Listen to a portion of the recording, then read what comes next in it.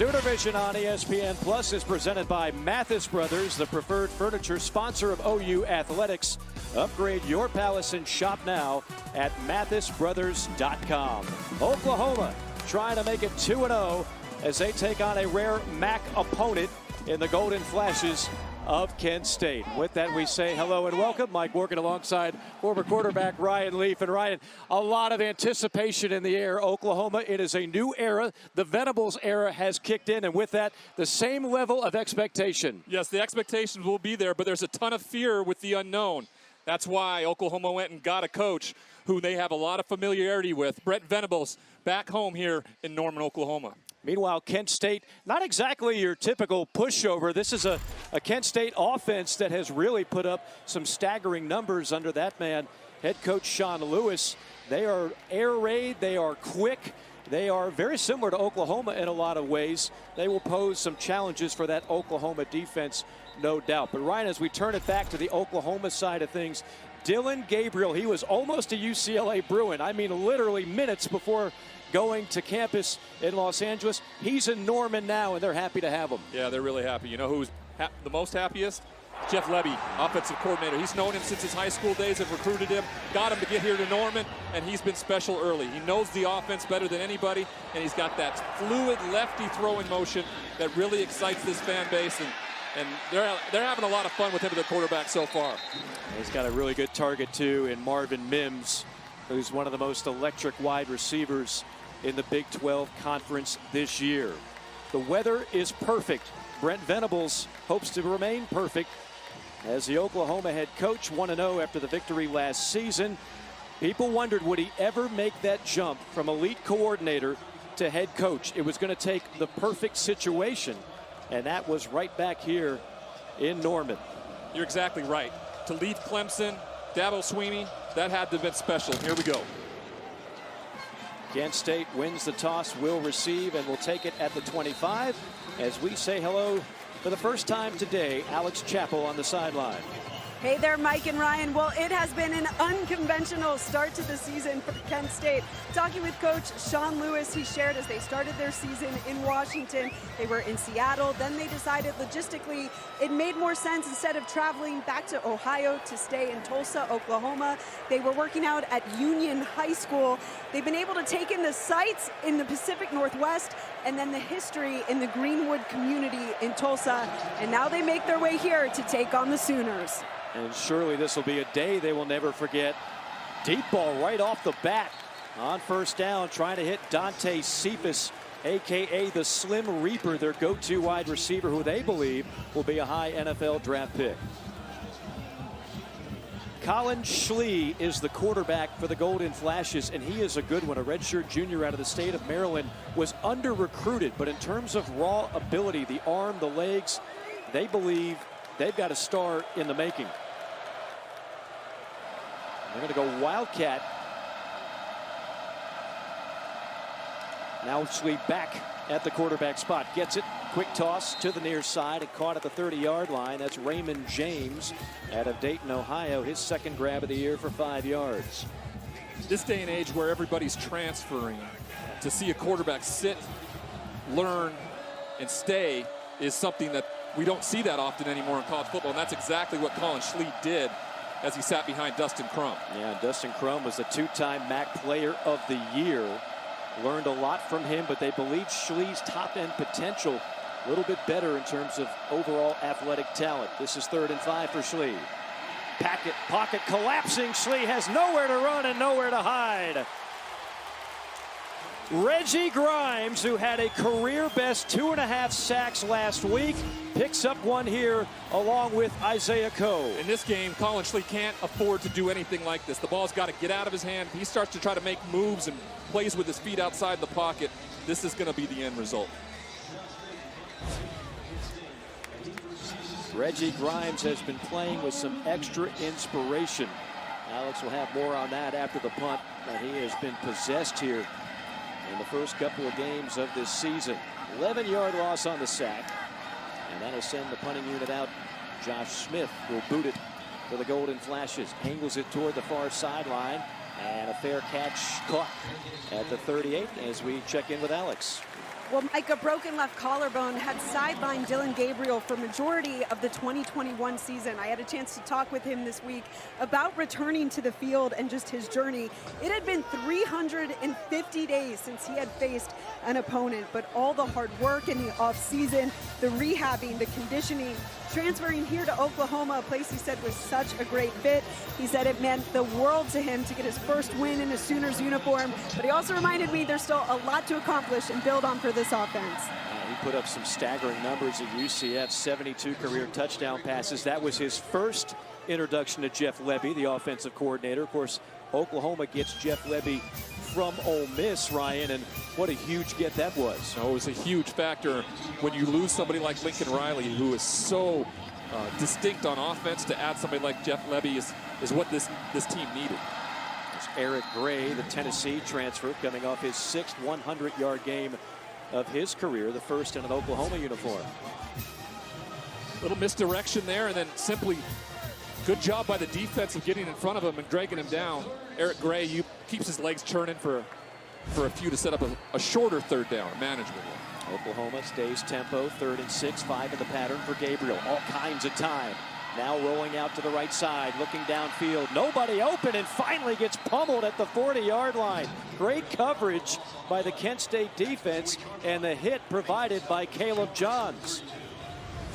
A wonderful job in the secondary of covering everybody up, and Dillon tries to make something go with his feet, but Caleb Jones is just shot out of a cannon there to get him down on the ground and set up Oklahoma to punt in their first series.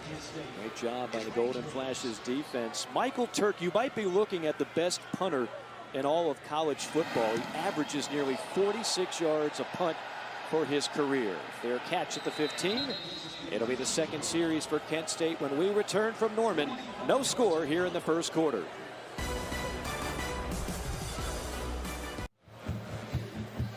No score here in the early going. Kent State led by head coach Sean Lewis. Who is Sean Lewis? He's a former Wisconsin tight end and a longtime Dino Babers assistant at 2 spots, including Syracuse. He credits Dino Babers really with this opportunity to get his first head coaching job, and Dino Babers credits him with the success that he's had, saying, quote, "It's not surprising to see Sean have success at Kent State. He's innovative, connects with players. We're all proud of him and enjoy watching his games when we get the opportunity." You never know, Ryan Lee, who's going to give you that first break in the coaching business. For Sean Lewis, it was Dino Babers. It's like anything else when you're a player and you're being recruited. You know, you develop this relationship with someone who's going to mentor you, who teach you. Mike Price was that man for me at Washington State. He's had a ton of in his coaching tree. Dino Babers being one of them. That's right. In between the tackles, straight up the gut, and a positive game for Marquez Cooper, who stands all of 5'6", but he's rocked up. He's about 190 pounds, all muscle. Sometimes when you're that small, you get hidden behind that offensive line and no one can find you. And kind of a Darren Sproles vibe to him. Penalty flags falling. And you might have Sam Allen moving early on the O-line.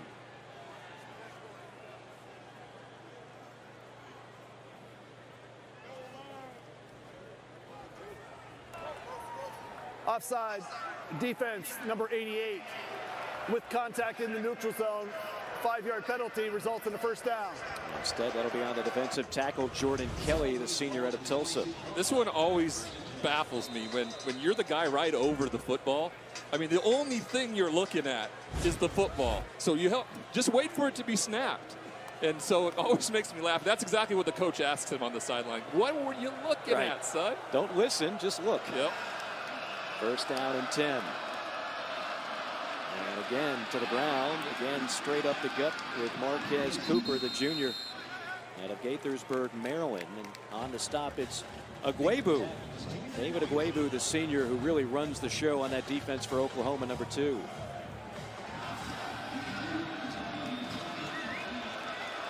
This offense is going to be up-tempo. They're going to make sure they get up to the line of scrimmage so Oklahoma doesn't have a chance to substitute, but then they'll get into their play, and it may take a little bit longer into the play clock. They'll call it 2nd and 6. And again, they will run. A steady dose of number 1 in white, Marquez Cooper. The other thing they like about Cooper is that he can play every down. He can block, he can catch. You don't have to take him out on third down. He's well conditioned, doesn't get tired, so he'll be used early and often in this ball game. It's a huge factor when you're able to have that consistency. On 3rd and 4, tucking it and running it is Schlee. And Schlee, a great athlete, gets to the sticks and then some. Another stop for Agwebu. Colin Schlee, who is an outstanding baseball player out of high school. Just triple option, really. Reads the end, pulls it, and gets the first down. Kent State, much like Oklahoma, not afraid to go up tempo.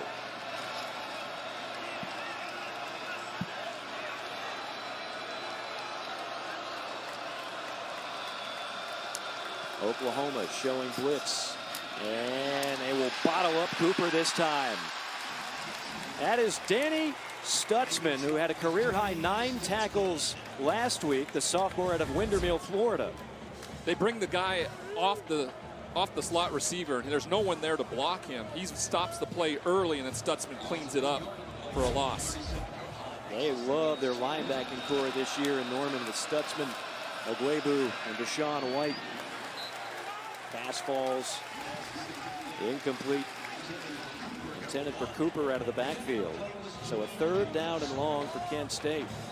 For Kent State to have success in this game, they just cannot get behind the sticks, right? It can't be a loss of yards here. What they did in the first few plays of this drive to set up 2nd and manageable. When you're sitting in 3rd and 11, it really allows Brent Venables' defense then to come and do a lot to confuse the young quarterback. Ted Roof's defense subbing in players at the last second there. Out of the gun, Schlee on 3rd and 11. 5-man rush. Schlee going to tuck it and run to the 40. Weaving his way past the 45. Lunges to the 49, and that'll be a first down. Brilliant run by Colin Schlee. Harmon on the stop for OU. Some confusion out of the defensive backfield. Guys were running wide open, but Schlee sees an opening and takes off and picks up a huge first down on 3rd and 11. Oklahoma didn't allow a rush greater than 8 yards last week in the win against UTEP.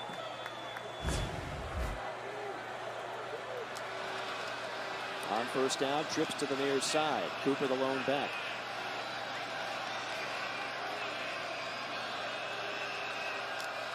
Schlee fakes the handoff, looking deep down the sideline. One-on-one coverage, and unable to reel it in was Cephas. He's their game breaker, but he was shadowed that time by Woody Washington. Watch here what the play action, how it freezes the defense, brings the safety down. Now he's got one-on-one down the sideline. I wonder how his shoulder pad got exposed there, right? Must mean he was getting tugged on a little bit early in that. The officials didn't catch it, got away with something, and sets up a long 2nd down. I'll be curious, Ryan, what you think of Schlee's arm throughout this game. I was impressed last week watching the tape against Washington. Nice second effort, and still dragging bodies is Cooper. Again, not tall, but certainly plenty strong. Well, kind of what we talked about, how small he is, right? He's behind that big offensive line. Watch this. He disappears in the scrum in there, and no one sees where he's at. Where's he at? Boom, and he explodes through it and gets out on the back end, setting up a manageable 3rd down. Yeah, 3rd down and 4. I already can tell you about Schlee. His arm is... It's legit, yeah, right? It's legit. I mean, just effortless, even on that ball that fell incomplete down the sideline. 3rd and 4. Handoff, bottled up behind the line of scrimmage and dragged backwards. Kelvin Gilliam leading the charge. There are about 3 or 4 guys for Oklahoma on a gang tackle. Well, you can't have a mistake like this where you bobble the football, sets off a chain of events that doesn't allow for them to have a lot of success. And of course, Oklahoma is just all over them in the backfield, and they'll get the ball back on offense. Oklahoma's defense already 3 tackles for loss here in this opening quarter. Gilliam, just a redshirt freshman out of Richmond, Virginia. Another punt for Smith. Spiraling kick and a fair catch at the 12-yard line by Marvin Mims. We'll get another look at that Oklahoma offense when we come back from Norman. Game ball! Coach Venable! It's going to be special, okay? And I want everybody in here. Take that.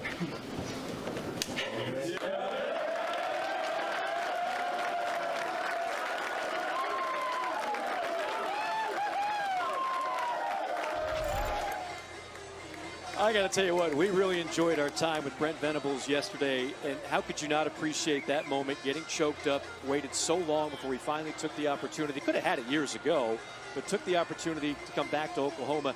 And Ryan, that's one of the few times Brent Venables will ever be speechless, because you talk to Brent Venables, he is a ball of energy. I mean, he is 100 miles an hour. It's palpable, and everybody can feel it. And so it comes across as real as possible. It's why this team has gravitated to him so quickly.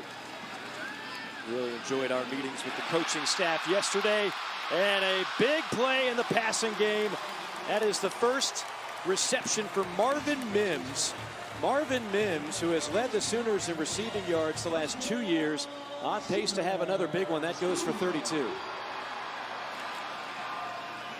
Quick snap on first down and dragged down for a loss is Marcus Major. Great pursuit that time by Marvin Pierre.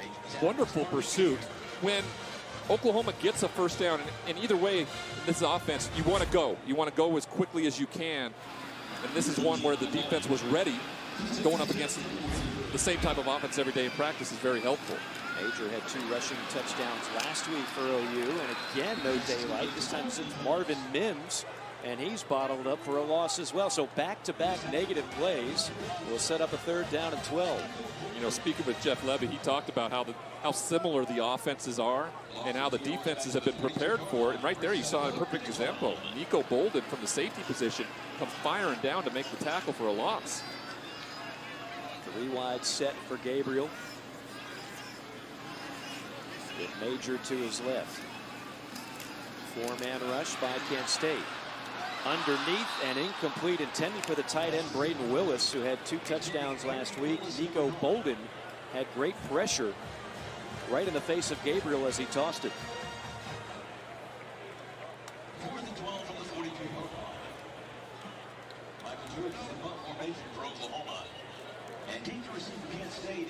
So the Oklahoma offense sputtering here in the early going. Turk boots another one. And racing up to the 15 to field it is James. James knocked down at the 27-yard line, and a penalty flag is on the field. That's all the way back on the side of the field where Oklahoma punted it.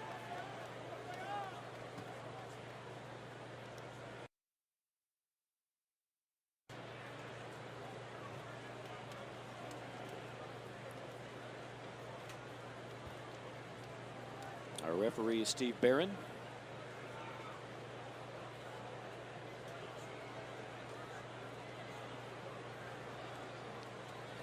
Steve Barron not missing bench press days. Oh, I walked by him pregame. I mean, are you kidding me? Personal foul, face mask, receiving team, number 41. That penalty will be enforced half the distance to the goal from the end of the kick. First down. That is on Luke Murphy. I asked him if he was wearing a schmedium. You got a chuckle out of that. Yeah, it certainly appears so. Alex Chappell, what do you have? Grimes is playing with extra motivation this season, talking with Reggie Grimes this week about his grandmother, Barbara, who his family calls Mama. She was diagnosed with breast cancer in April. She held off her chemotherapy treatment last week so she could come to his first game of the season. She got to see him put on a show, 2.5 sacks. He says he was very emotional when he had the chance to talk with her before the game and after the game, but he's beyond thankful to her to be at that first game of the season, and he's thinking of her all the time. Alex, terrific story, and Reggie Grimes is off to a terrific start. 2.5 sacks last week, already in on a sack in this ball game. You can only imagine how heavy the heart is for that young man in his junior season out of the state of Tennessee.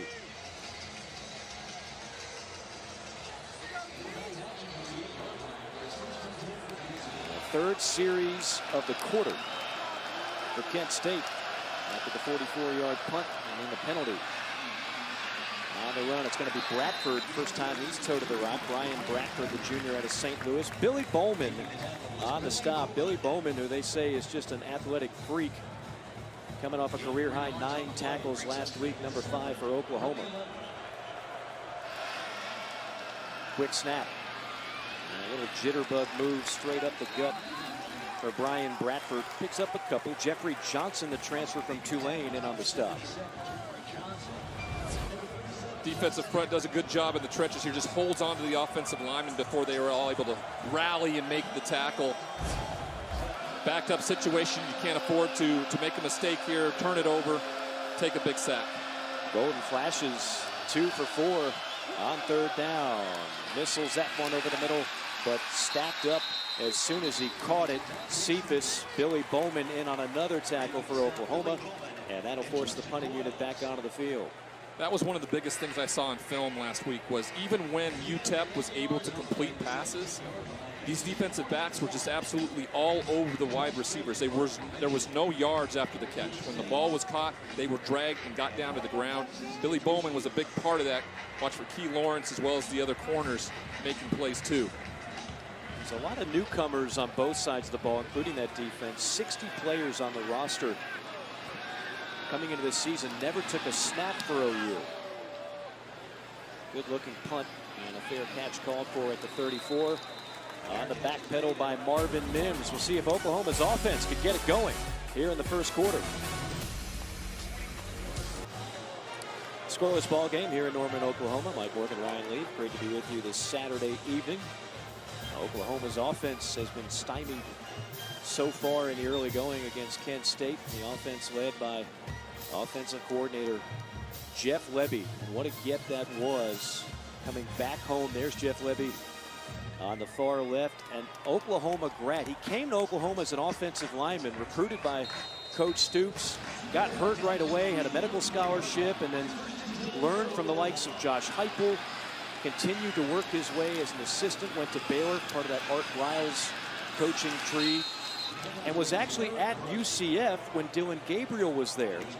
So then he goes to Ole Miss, does a terrific job with Lane Kiffin's offense with the Rebels, winds up getting recruited again by Brent Venables to Oklahoma, and the first phone call Jeff Lebby makes is to Dillon Gabriel saying, look, I know you're thinking about going to UCLA.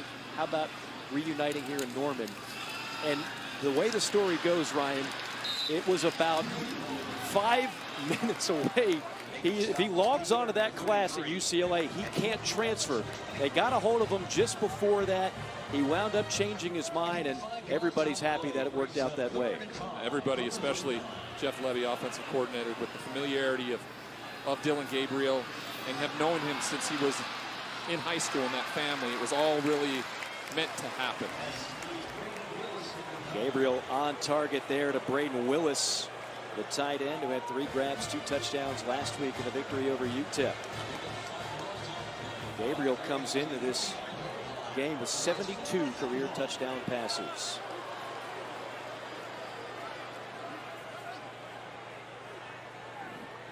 Fourth and 1 on their side of the 50 here. If I know Brent Venables and Jeff Lebby, if they feel like they can't get 1 yard, then this offense is in for a... It was close, but stumbling just enough ahead of the chains is Marcus Major. The first down brought to you by Paycom. With Paycom, employees do their own payroll. Yeah, you heard that right. Learn more at paycom.com. First down means they can start rolling, right? Start being quick, get into their offense. Eric Gray back in a tailback for Oklahoma. Gabriel from the pocket. Now gets some heavy pursuit. Breaks out of a tackle, but goes down on the second effort. The second wave led by Caleb Johns, the middle linebacker. A loss of 7 on the play. Dillon Gabriel had a couple guys running down the field. He just didn't feel comfortable enough to let it go. Loses his shoe. And then Caleb Jones comes back. Watch number 3 here. Just blow by the safety. He just didn't feel comfortable planning and letting it go with the pressure that was at his feet. I think everybody, over 80,000 fans here in the stadium, a little stunned with the offense so far. Gabriel that time knocked away. Blanket coverage on Theo Weiss, the intended target. First time he's been targeted. DJ Miller says, I'm there. That would have been his 4th read in the progression. He gets to him, but it's a little too late because Weiss comes out of his break open, but by the time the ball is delivered, defensive back Miller is right there on the spot to knock it away.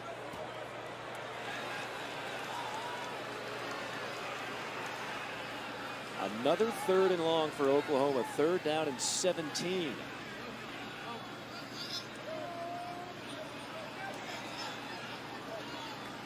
Sooners 0 for 3 on 3rd down today. Gabriel, 5 in the pattern.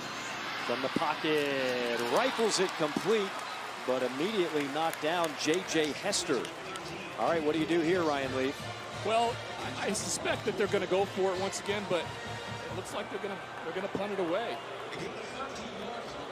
Sometimes that's like penance. You know, Jeff Levy's up there in the box going, hey, well, I'm not going to let you go for it, but you haven't converted enough for me on 3rd down. We're going to punt it, and there's a little penance for that. Help me, help you. Yes. Well, on 4th and 4, they will elect the go field position. Michael Turk, one of the best in the business, angles this one inside the 10. Perfectly done. Kent State will be behind the 8 ball, starting their drive from their own 7-yard line. So with just 48 seconds left to go in the first quarter, bit of a stunning score here. No score. Well, it's been a stunning day, right? Yes, we watched Appalachian State take down Texas A&M in College Station. My Cougars go to Wisconsin and jump around and find a way to win. So, yeah, you don't want to get into these types of games where they prolong, because it just builds confidence in a team like Kent State. You never know when the next Marshall Thundering Herd upset's going to come. They knock off Notre Dame in South Bend today. Tough start for Marcus Freeman here. On 1st down, nowhere to go. Dragged backwards on the wall of Jalen Redmond. I will say what will make these Sooner fans happy is that they have this defense, right? This defense is going to shut down anybody they play. They're exceptional at what they do. Just a matter of getting into that fluidity on offense.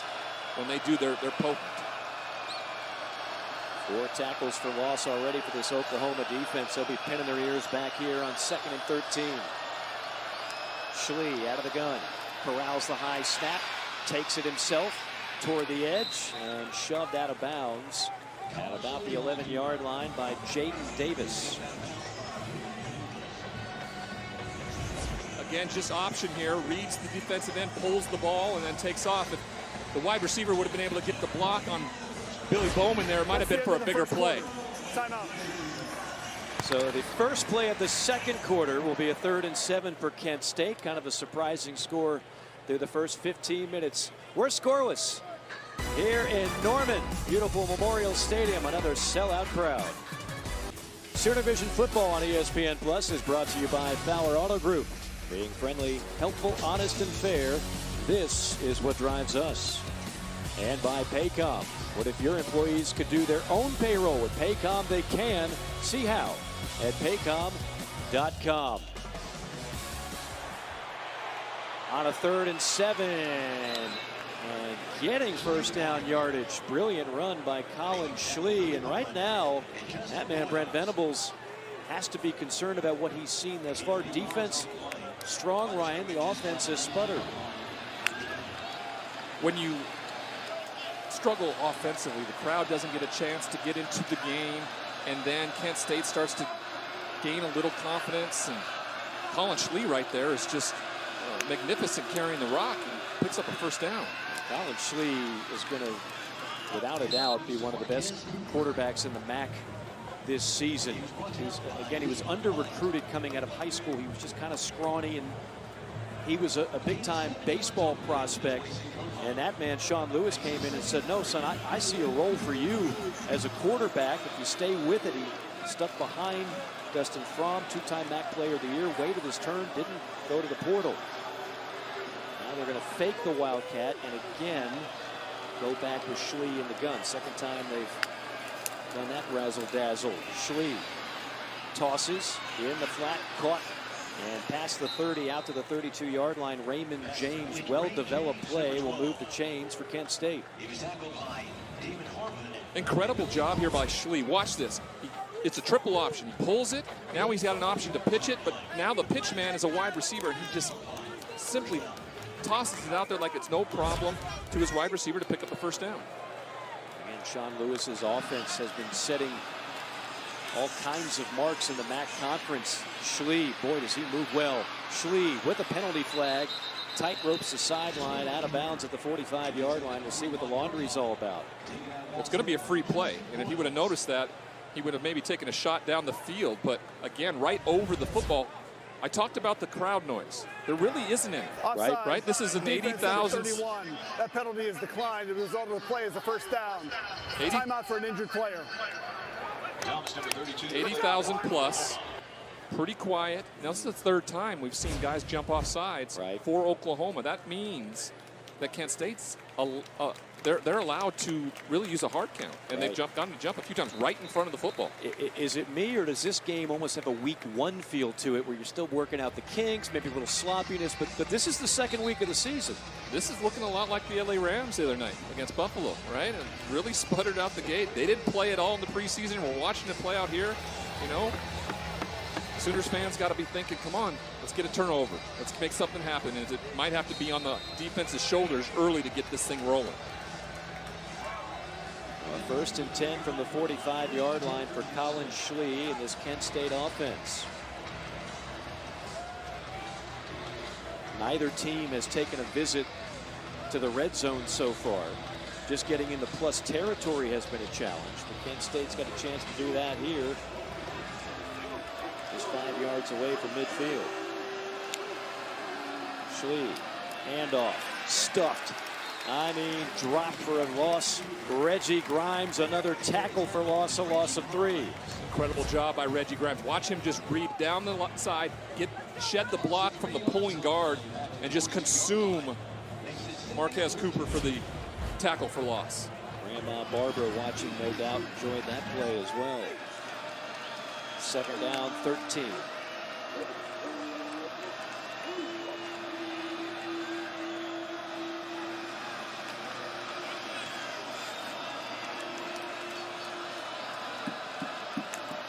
Play clock down to 5. Schlee spins and missiles one over the middle, incomplete. Intended for Floria. Luke Floria, his first target of the day.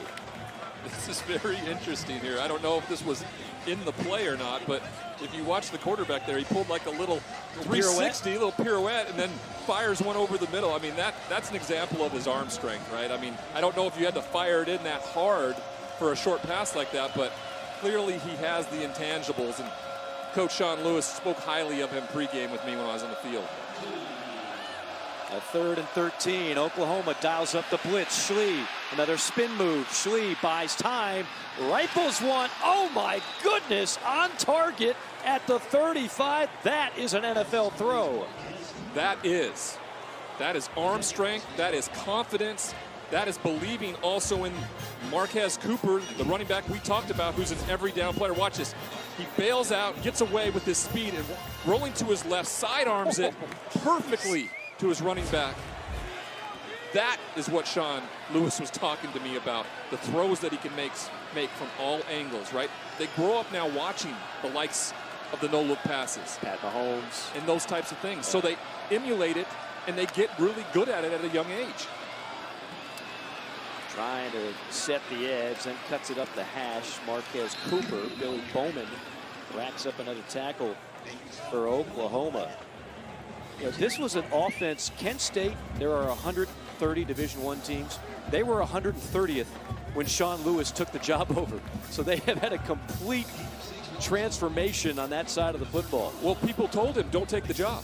Flat out. We asked him that. He said, everybody told me don't take the job. They haven't won a conference championship in 50 years. He wasn't listening. He felt like that he could make a difference in young kids' lives and be explosive offensively. Good crease that time behind the right side of the line on 2nd and 4 for Cooper. Woody Washington on the stop for Oklahoma. Wonderful job of being patient here. Watch him be patient. And then when he decides to hit the hole, he puts his foot in the ground, explodes to the second level. Best drive of the day for either team.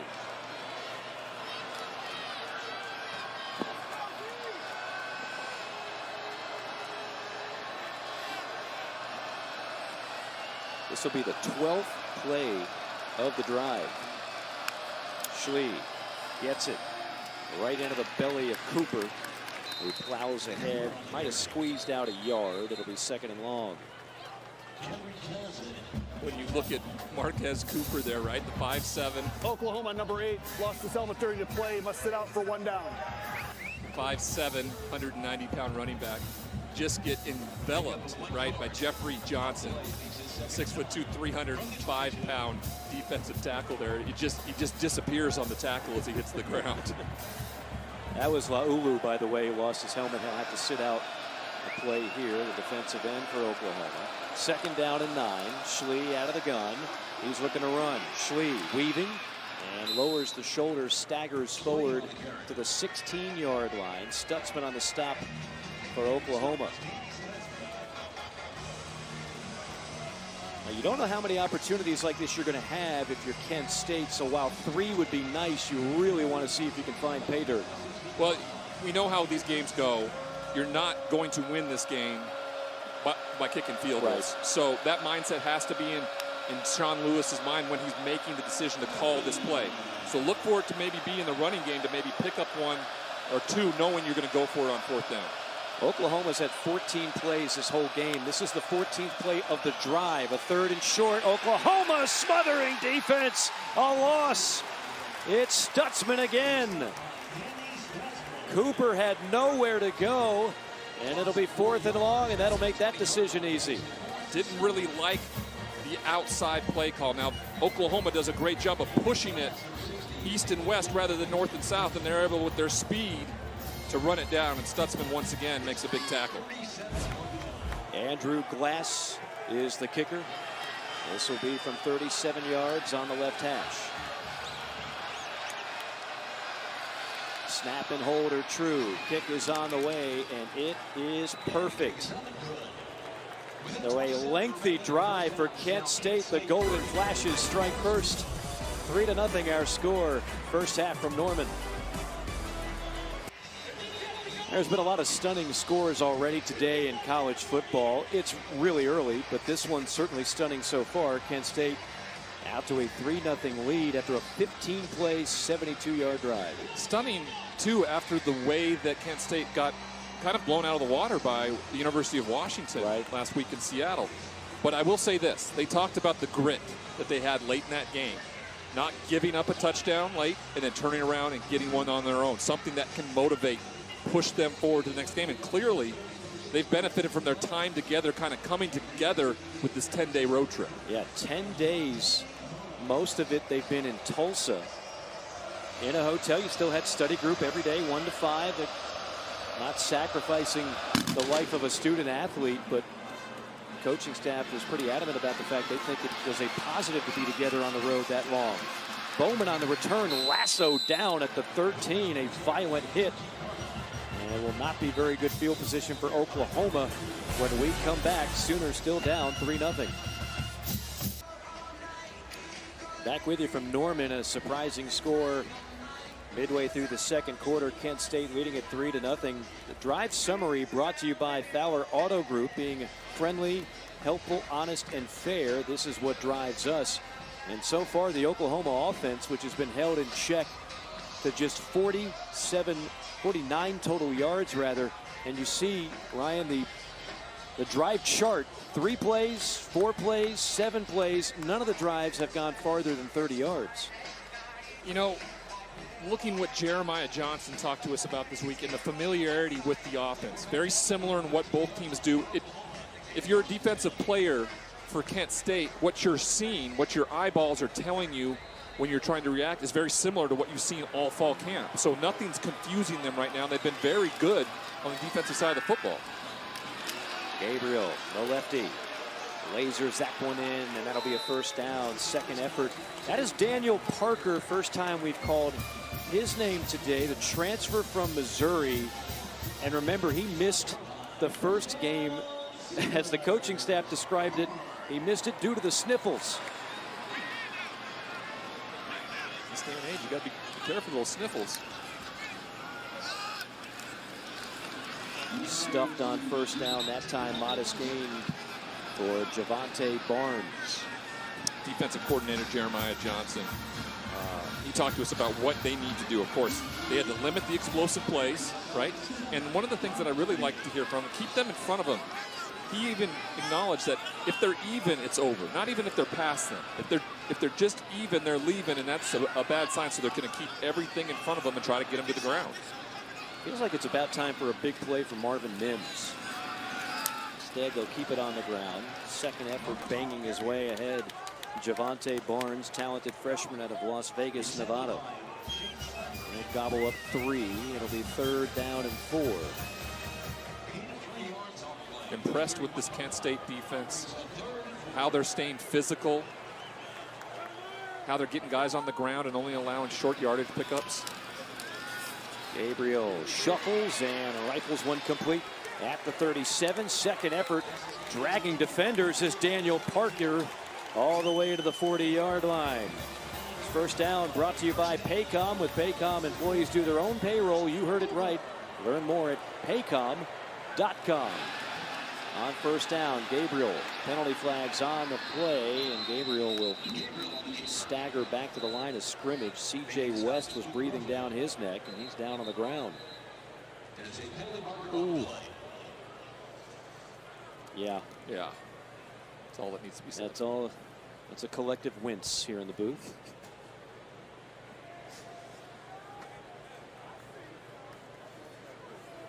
Meanwhile, I see 2 penalty flags. I see one near the Oklahoma 40 and the other one near the Kent State 40. There are 2 fouls on the defense. Offside, number 34. That penalty is declined. Substitution infraction, 12 players. 5-yard penalty will be enforced. First down. All right, so Oklahoma catches a break. We haven't had too many penalties. Been a rather clean first half thus far, but there's the infraction on the substitution. When you try to make a substitution, and when you got a team that goes fast with tempo, you get caught, and that's exactly what happened there. So you had the 12 on the field, and then of course the guy running off the field was offsides because he was on the other side of the line of scrimmage as he was running off the field, not in time.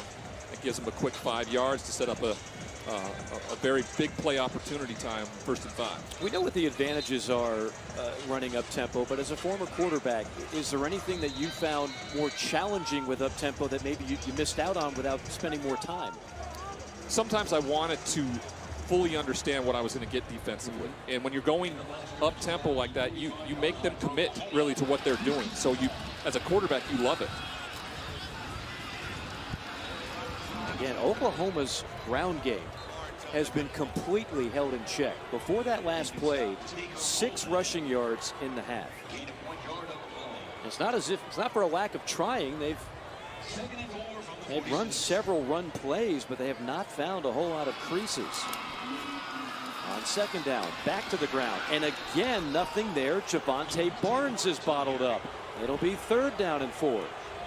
13 rushes for 7 yards right now for the Sooners. And you know who's up at the line of scrimmage almost all game so far? DJ Miller, right? A corner playing in a nickel kind of position has really made an impact. Watch him way up here at the line of scrimmage. He just explodes right there, dives underneath the big left tackle and makes the play. On 3rd down, clean pocket. Gabriel broken up on the play. Intended for Jalil Farouk, who caught a pass last week, but terrific coverage. That's their best cover corner, number 21, Montre Miller.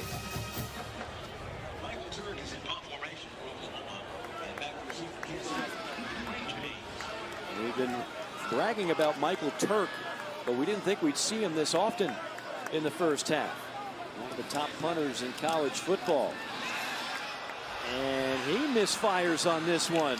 Bad punt off the side of his foot. It'll be decent field position for Kent State. 3-0. Golden Flashes with the lead here in the first half. Colin Schlee, the young quarterback from Kent State, has filled the role today. Using his feet, he's in firm control of what they're doing in the offense, especially with the triple option. And then he's making big plays outside the pocket here. Running the game, running the ball, and then here spins out, and watch this throw. Going to his left, sidearms it, puts it perfectly on the sideline. Yeah, that's a catch, Mr. Schlee. Keep it going. Yeah, that's the throw of the game. And really the passing game advantage today has gone to Kent State. Brian Bradford picking up first down yardage on that play. Colin Schlee has been smooth, battle tested again. A road trip last week against Washington. There you see the screen set up for Brian Bradford. First down yardage, 5 minutes remaining in that first half. A 3-0 game. Kent State's going to take on Georgia in a couple weeks. They've got maybe the most brutal non-con schedule in all of college football. Stonewalled that time was Brian Bradford. Jordan Kelly and Jalen Redmond bottled them up. The game plan offensively, what Sean Lewis and his staff have put together of taking their time, using the up-tempo to make sure they're seeing a lot of the similar looks on defense, but then finding the play you want to be in. Here's another example of looking like they're lining up in the Wildcat, put Schlee out at the wide receiver position, and now they'll move back again. This is the third time they've done that. Well, Oklahoma isn't really reacting to it too much, maybe knowing they're going to bounce back into it. Yeah, and every time Schlee winds up taking the snap, immediately hands off to Bradford, tripped up by Billy Bowman, who racks up another tackle after a gain of 5. And this is what we were talking about. I mean, you can design your schedule in a myriad of ways, but at Washington, at Oklahoma, at Georgia, I mean, that is murderer's row out of conference, but a lot of people think this Kent State team will be in the MAC championship game. Well, Coach Lewis talked to us about the life lessons learned by playing this type of schedule, the adversity you have to overcome, because no one expects you to be in these games. And look right now, this is exactly what they're playing the game for. On a 3rd and 5, Schlee on a keeper, wiggling. Schlee makes something out of nothing, breaks another tackle at the 45, and angles out of bounds at the 35-yard line. Holy smokes, Colin Schlee's got some wheels. Watch him here. He almost gets tackled in the backfield and then slides through him, breaks another tackle, makes number 4 miss, and then is off and running. The speed, I think, is surprising a lot of people watching the game, and in particular, this Oklahoma defense. A 17-yard gallop, and Kent State in plus territory. 91-7 is the disparity in rushing yards. That might be the most surprising stat in this game. Almost a gift pick that time. Oh my goodness. That was thrown right at Ethan Downs, the defensive end. As a quarterback, you never really take into consideration when you have a defensive lineman, in particular the end, drops back into coverage. Now, Colin Schlee had probably never seen that type of zone drop right there. So, of course, he wasn't looking. And you can't expect a guy like Ethan Downs, who doesn't use his hands to catch the football, to pull it in. But great job of knocking it down. A 2nd and 10. Schlee straight ahead running. Bradford stopped for a loss. Isaiah Coe, big number 94, plugging up the middle. It'll be a loss of 1. Here comes 605 pounds of defensive front, taking the young running back down to the ground for a loss. I did quick math there. I like it. Was good. Yeah. How about this for Matt? 7 tackles for loss for the Oklahoma defense. And this will set up a 3rd down and 11. Trips to the near side with Schlee out of the shotgun. He can use his eyes. He's got a one-on-one matchup to the top of your screen. And a timeout called by Kent State. First of its kind for the Golden Flashes. Kent State has called their first charge timeout of the half. Full timeout. Big 3rd and 11 coming up when we come back from Norman. Kent State trying to tack on to a 3-0 lead. Another impressive drive as we look at our Phillips 66 upcoming schedule. At Nebraska. Last year, Oklahoma defeating the Cornhuskers here at the friendly confines. That'll be in Lincoln, and K-State at TCU. Texas on October the 8th. Always a huge game on the schedule. It'll wrap up November 26th in Lubbock against the Red Raiders. On 3rd and long, shotgun snap, pass complete near the 30, wiggling, and second effort by Dante Cephas. That is why they believe he is going to be an NFL wideout in the very near future. I was a little skeptical of him going back inside there because it looked like he had some opening to the outside, but he makes it work and gets it by a few inches. Drive continues. Fresh set of downs. Schlee, not this time. Buried in the backfield. Danny Stutzman has had a terrific first half, a loss of 2. Stutzman's a great name for a linebacker. Isn't it? It just is. Stutzman. He just stops people in their tracks right there for another tackle for loss. Kind of use it as a verb. He got Stutzman. Oklahoma has called their first timeout of the half. 30-second timeout. Timer, please reset the game clock to 1:23. 1:23.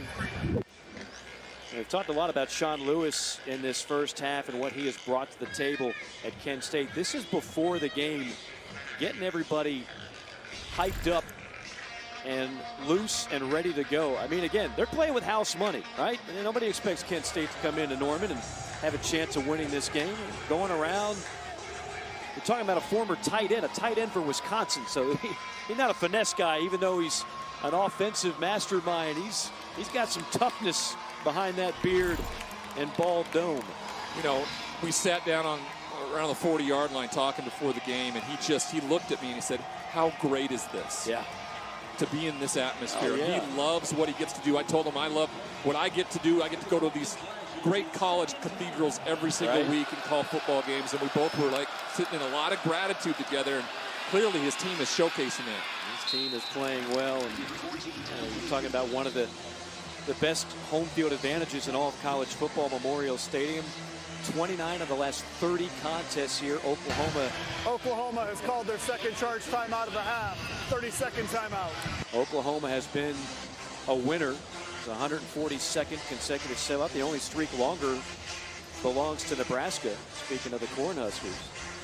And you look at Oklahoma, I mean, first of all, no program in college football has won more games in the 21st century than Oklahoma. They had a streak of 6 consecutive Big 12 titles before last year when Baylor took the crown. Now the question becomes, okay, Coach Venables in town first year. Can Oklahoma take the trophy back this year? Well, I think with what this fan base has witnessed over the last 7 years with Lincoln Riley at the helm, right? It's been offense, explosive. Alex Grinch has had to try to catch up with the defensive side of things, and then you bring in Brent Venables, and you hope that you can keep the same type of offensive explosiveness and still have the great defense behind it. That play had no chance, trying to set up what looked like a little bubble screen. Oklahoma had players all around Devontae Walker, including number 9, DJ Graham. So the drive will stall and another field goal attempt. Wonderful recognition here. He's almost right there in the backfield, making the tackle as the ball is being thrown to Devontae Walker. Last hit from 37 earlier. This will be from 41.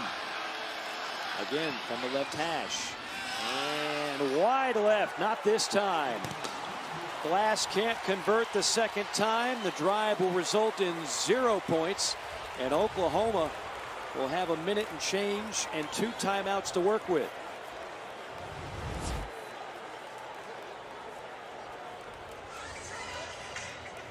Snapped it a little to the left there. Now this sets up for Oklahoma to really finish the half because they used the timeout, right? By using the timeout, they secure some clock time.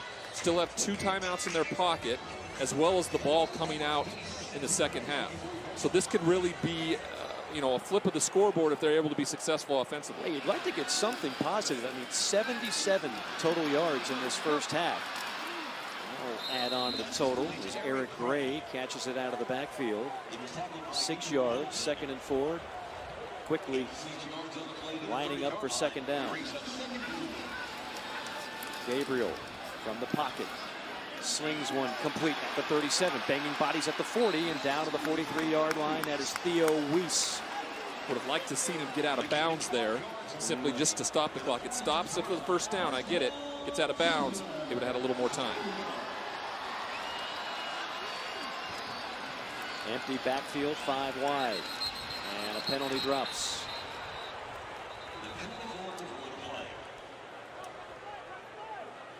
Running back getting out to line up in the spread formation, didn't get set before the snap. Does that drive you crazy as a quarterback? Because this is a frantic mode. You don't have time for penalties right now.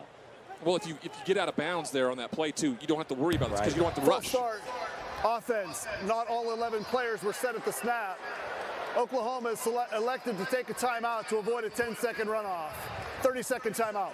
That's a double whammy. You have to burn a timeout to preserve the precious seconds that are left. 36 instead of it would have been a 10-second runoff in 26. When you're a young wide receiver and you're going through the 2-minute.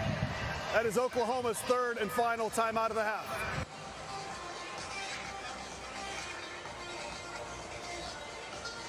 All right. That is their third and final timeout. Your screen you were watching showed that there was still 2 timeouts left for Oklahoma. Now they're out of them. Now, not to harp on what could have been there, right? If he gets out of bounds, right, clock stops around 48 seconds. Then they don't have to rush to the line of scrimmage to set up the next play, and instead have a false start penalty, and then ultimately have to burn a timeout instead of taking the 10-second runoff. They've really kind of shot themselves in the foot all first half, and it's something that Jeff Lebby and this team is going to have a come-to-Jesus talk in the locker room so we don't see it showcased in the second half. Yeah, it could be a very spirited conversation at halftime. That ball's right on target at midfield, and that is Marvin Mims, who's been rather quiet, but that's your go-to guy. That's your biggest deep threat and your best overall threat in the passing game. And if you're going to watch Marvin Mims have a defensive back sitting 10, 12 yards back, take that all day. Second and short. Gabriel will do just that. You read that one, Ryan. Marvin Mims with a big cushion. They take advantage. I mean, if you're a corner, you've been so aggressive all game long. Here, Dillon Gabriel just does the same thing. Mims runs out there 10, 12 yards, turns around, steps out of bounds, stops the clock. 26 seconds left. Gabriel looks left now, going deep down the sideline. Touchdown! Marvin Mims. 36-yard score, and Oklahoma's on the board.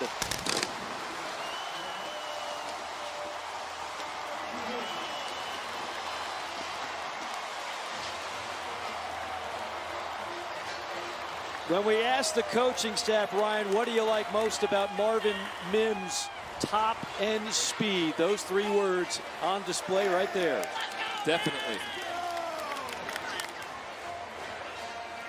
And Dillon Gabriel did a tremendous job with his eyes, holding that safety that allowed that top end speed of Mims to find that little gap between the cover 2 corner and the safety. It was one of the quickest drives of the first half for Oklahoma, and certainly the most successful. A 5-play, 76-yard touchdown drive. The extra point hammered home by Zach Schmidt. That 76-yard drive took 52 seconds off the clock. They're explosive, and they know they can score that fast. It's just a matter of being able to execute. Watch his eyes. Does a tremendous job, looks back over the middle, holds that safety, and then is able to find that pocket right down the left side. Too late for the defensive back to get over that. JoJo Evans couldn't get there. He was swayed by Gabriel's eyes. Wonderful job by the quarterback, dictating where and when he can throw the football. Sooner Schooner getting some work finally after the score. The drive summary brought to you by Fowler Auto Group. Being friendly, helpful, honest, and fair. This is what drives us. 5 plays, 76 yards. The story on the drive, Dillon Gabriel looked sharp. 5 for 5 and 81 yards. You know, that's the response. When I just talked about you need to roll up and get in front of Mims and not allow him just to run down 12 yards. Well, you do that. They run the play that allows Mims to go straight down the football field. That safety's got to be deeper. And just what Coach talked to us about, when you're even, you're losing. And that's what happened there.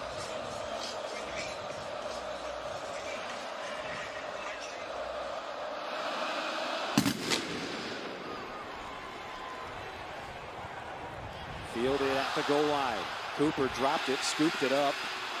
And now reversing field at the 15 and is finally stacked up at the 16-yard line with 10 seconds remaining in half number 1.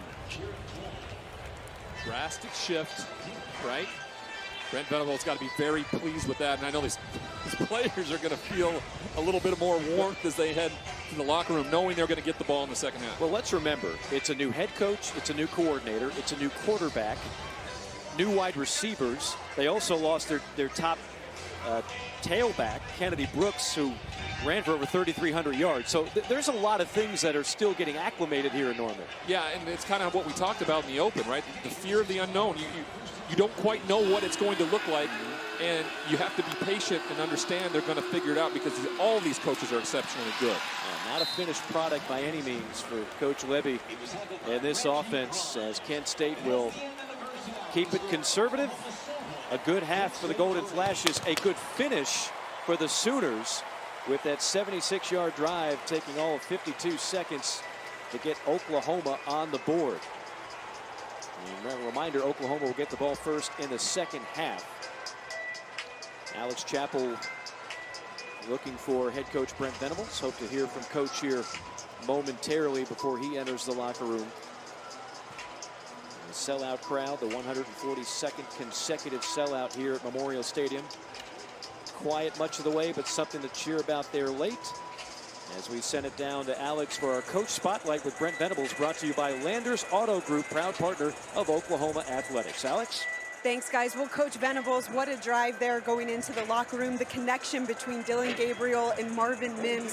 What did you like that you saw as your offense was trying to get its rhythm? Well, we need to do more of what we were just doing there on that 2-minute drill. Now, they did a great job of executing a 2-minute drill to perfection. Great job by the defense holding them and missed the field goal. Sometimes you got to get lucky, whatever it takes. And hopefully we get a little momentum going into here at halftime. On the other side, Colin Schlee having his way a bit, but what can you say about the job your defense has done? Again, we got to clean a lot of stuff up, from getting lined up to tackling, poor tackling. Haven't been very good on third down. Again, we had 2 offside penalties. You got to have more discipline than that. And that's why it's a dogfight right now, tackling and not being disciplined like we need to be on defense. Thanks, Coach. Guys. Alex, appreciate you much. Should be a spirited conversation at the half. Our halftime score, 7-3, Oklahoma in the lead. Welcome back. You are watching Sooner Vision on ESPN Plus, and the Sooners lead Kent State 7-3. I am joined now by Oklahoma President Joe Harris. And sir, thank you so much for taking the time to meet with us right now and join us down here on the field. What an exciting time. Football is back. The Brent Venables era is underway. Yeah. What was it about him that made him the right fit for the head coach of Oklahoma? Yeah, he's an extraordinary pick. He'd been here before, as we all know, and he took off, did amazing things where he was. And whenever we flew out to go find our next coach, we were having the conversation with he and his family, and I just jumped up and said, "You're the guy. We want to hire you. Will you accept the job?" He personifies all the things we want. Excellence, but excellence the right way. And so we couldn't be more proud to start the Venables era at the University of Oklahoma. And so going into halftime now, the Sooners take the lead. This has been a tough place for opponents to play. You all have the best winning percentage among all Power 5 schools. How would you describe the atmosphere here? Yeah, electric. I mean, it's family and it's electric in 2 words. Every game here is exciting. Every game matters. And when the family's all together, we can't be stopped. And then for the fans not here today, but watching at home on Sooner Vision, a lot of exciting things happening here at the university. Just what can you tell the fans and what's coming up for Oklahoma? Yeah, it's a stunning time at the University of Oklahoma. You see what's happening on the field, but the last 2 years we've had record enrollments.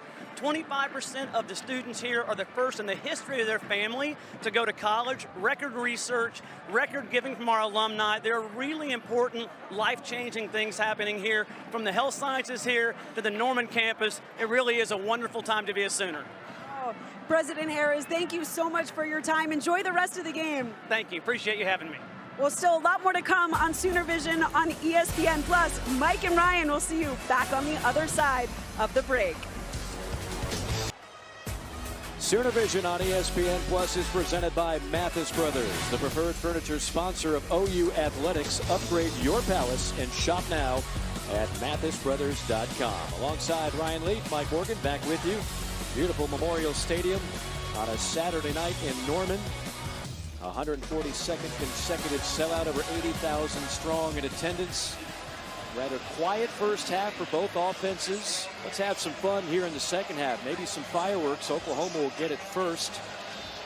The Sooners held in check until that final drive of the half, in which Dillon Gabriel was a perfect 5 for 5. Mims catching the touchdown pass from 36 yards out.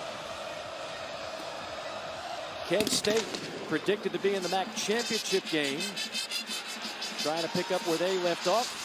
Oklahoma looking for a big play on special teams, getting to the boundary, out of bounds past the 30 is Billy Bowman, and he used some of his electricity to get to the 32-yard line as we check in with Alex.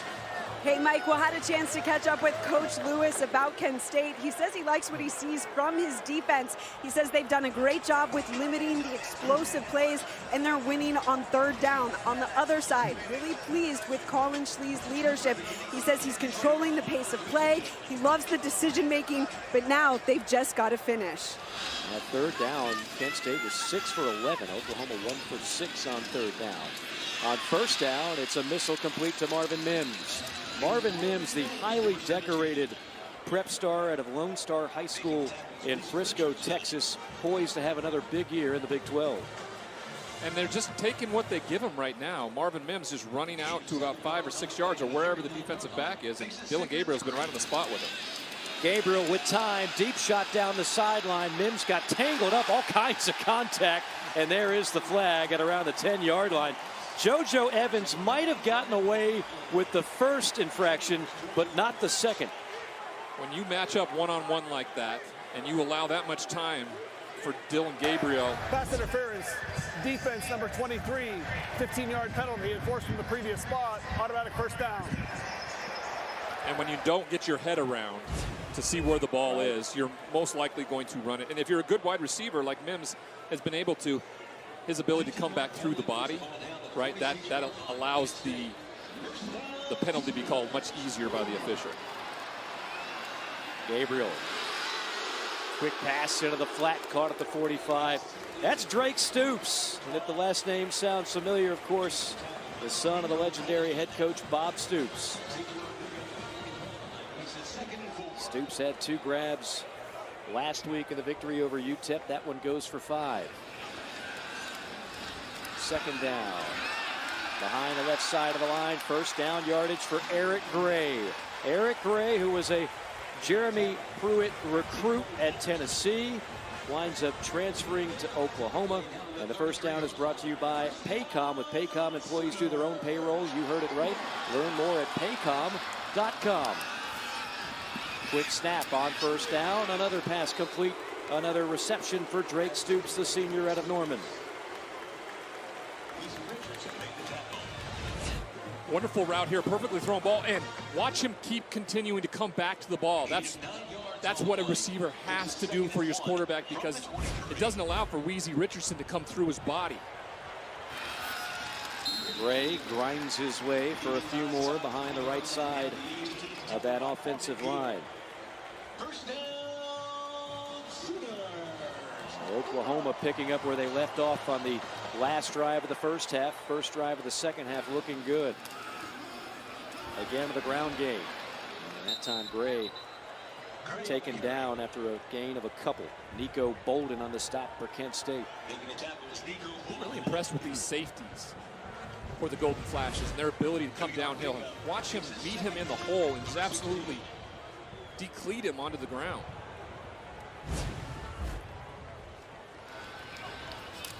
Second and 8. Again, it's going to be Major breaking a tackle at the 10, and he'll skip into the end zone. Touchdown, Oklahoma from 16 yards out.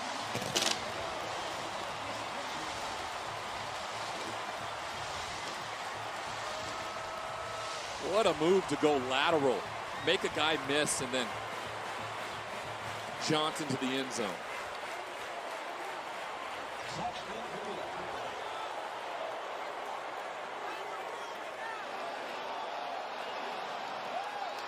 Seven-play, 68-yard drive, and that only took 2 minutes and 13 seconds. Schmidt hammers home the extra point. It's a 14-3 ball game.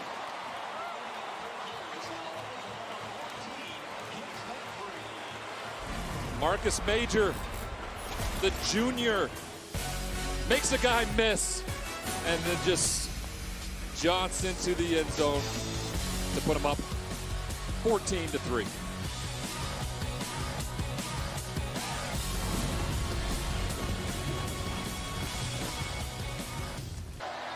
Now this drive summary brought to you by Fowler Auto Group. Being friendly, helpful, honest, and fair.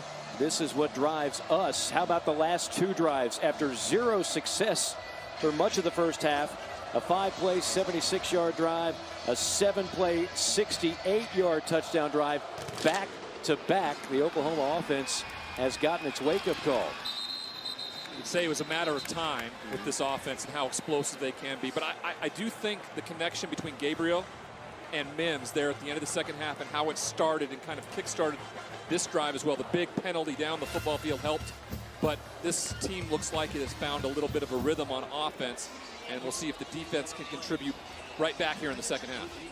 And let's see how the Oklahoma defense comes out. I mean, they took Colin Schlee's best shot. Colin Schlee put on a display. I know the scoreboard doesn't indicate it, only 3 points, but he was terrific in the first 30 minutes. Losing his footing is Marquez Cooper, their top running back. Marquez Cooper, the junior, out of the state of Maryland, squeezes out a couple yards. It'll be 2nd and 8.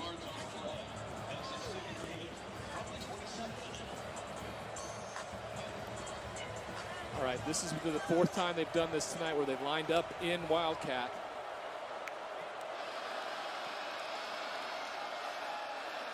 And they're actually going to go through with it this time or not? What's behind door number 3? Not. High snap to Schlee. Keeps it. Looking to run. Now throws late and hits his target at the 38. Penalty flag flies. Down to the 44 is Raymond James. If it stands, it's a first down and a gain of 15. Yeah, it's going to be offensive linemen downfield.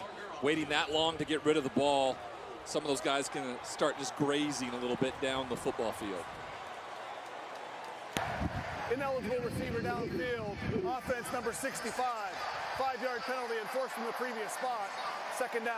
Well, you used to be able to get away with that a lot more in college football until enough defensive coordinators said, no, call this. Well, I think when you run in an RPO and when the game changed to that, defensive coordinators had to have that put in place. Right. Otherwise, they just would be at such a indefensible, such a disadvantage. Yeah. 2nd and 13 as they're backed up after the penalty to the 22-yard line. Man in motion is James. Fake the handoff, throw over the middle, complete. At the 35-yard line, Devontae Walker. Ball comes out late. And Oklahoma's got it. Fumble recovery by Billy Bowman, the sophomore from Denton, Texas, who is quickly becoming one of the best safeties in this league. Not only has he been a great cover guy, but this is a perfect example of when the ball is thrown, rallying, and when a guy is under the control of one of your teammates, just ripping it out. And that's exactly what happened here, and he gets the recoveries. Perfect example, good job of holding the football, putting it right on the money. But watch Billy Bowman make the tackle. As soon as he knows he isn't going anywhere, he just rips it from the arms of the receiver and recovers it himself. Just pick the pocket right there. You hold up the receiver long enough, strip it away. Oklahoma, let's see if they go for the kill shot on first down. Nothing open downfield. Little swing pass to Major. And Major accelerates down the sideline to the 22-yard line of first down. How about the day for Bowman? 10 tackles now to go along with that forced fumble. He's been a force all game from his safety position. Had 9 tackles a week ago.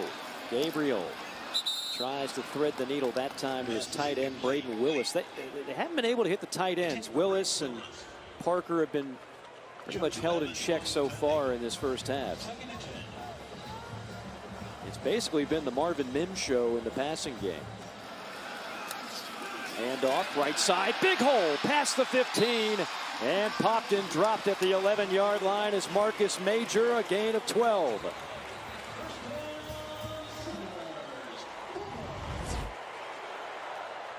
Officials timeout for an injured player. The offensive line had to have been challenged at halftime, really opening up a big hole for Major to get the first down.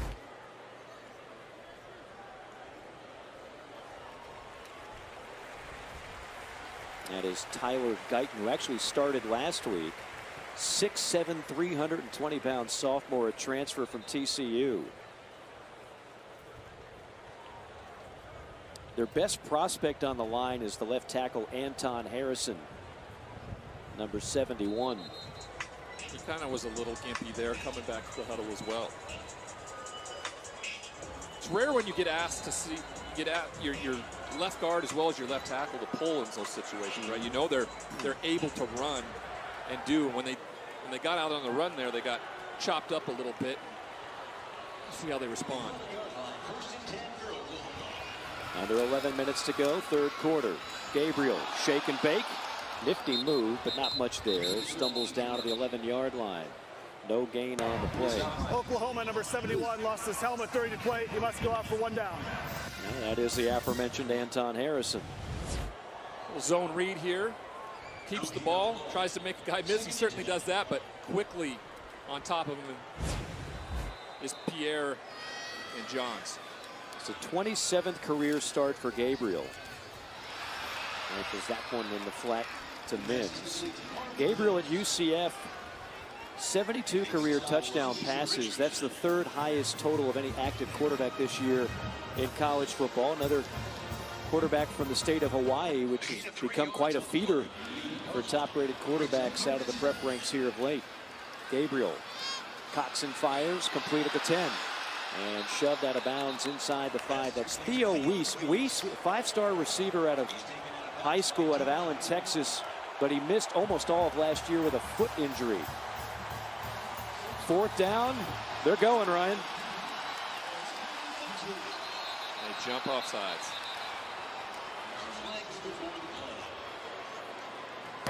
False start. Offense, number 71. 5-yard penalty. Fourth down. You know, one of the things Brent Venables told us is that we need to clean some things up around here. This is the kind of play they're talking about, right? Right. When a defender decides to stem like that, that's the hope. You get an offensive lineman to react. Exactly what happens. Antoine Harrison, who you're talking about just a little while earlier, makes the decision easier for Brent Venables now. Brent Venables is definitely an attention to detail kind of guy. So the 25-yard chip shot, and that'll split the uprights off the right foot of Zach Schmidt. 17-3, Oklahoma's offense has come alive here in Norman on a Saturday night. Temperatures dropping here in Norman. Offense heating up after a cold start, particularly in the first half. And look at those first 4 drives. Punt, punt, punt, punt. Couldn't get anything going on the ground whatsoever. And then the last drive of the first half, where they really had to go hurry up, they just marched right down the field. 5 plays, 76 yards. They have not looked back since. 3 consecutive scoring drives, accounting for Oklahoma's 17 points. And now, Ryan Leaf, if you're Kent State, you've just taken some body blows from Oklahoma. How do you bounce back? Well, the way they responded on the last drive is they turned it over, right? So that can't be the response here. They have to go back to what was working with them, and that was running the football, right? Picking up 3-4 yards, putting themselves in manageable third down and distances. When they get behind the chains, they're asked to kind of be somebody that they're not. And as we've seen today, only 3 first down conversions on third down. I wonder if we see a deep shot at some point to Dante Cephas. He's their game breaker. Instead, they'll go underneath, and that'll be Cooper. Plenty of wiggle in his game. Stutzman on the stop, but not before a gain of 11. There's going to be a lot of good that Sean Lewis can take from this game, the way they competed and how they battled, especially when Oklahoma hit them in the mouth here in the second half. I'll tell you, I had Northern Illinois in the bowl game last year, the Cure Bowl in Orlando. Northern Illinois is predicted to win the MAC. Kent State's predicted to win the East. Ooh, that's a tough shot. Cooper runs into some equipment there out of bounds. Billy Bowman was there to escort him there, but I'm still, no matter how this score winds up, I'm impressed to the point where you and I have done some MAC games over the years. If there's a better offense in the MAC, I don't know who it is. Good stiff arm gets shoved right into Ouch. the communications. That'll leave a mark. But can't you see this team just lighten up scoreboards in the MAC this year? I really can. I mean, look at that arm from Schlee. It is impressive. That's another frozen rope, and there is the playmaking receiver, Dante Cephas. They call him the Slim Reaper because when he got to campus, he was extremely skinny out of Pittsburgh, Pennsylvania. Look at his eyes. Way to take a safety away with his eyes. Keeps that safety away from getting underneath the route. He puts it right on the money.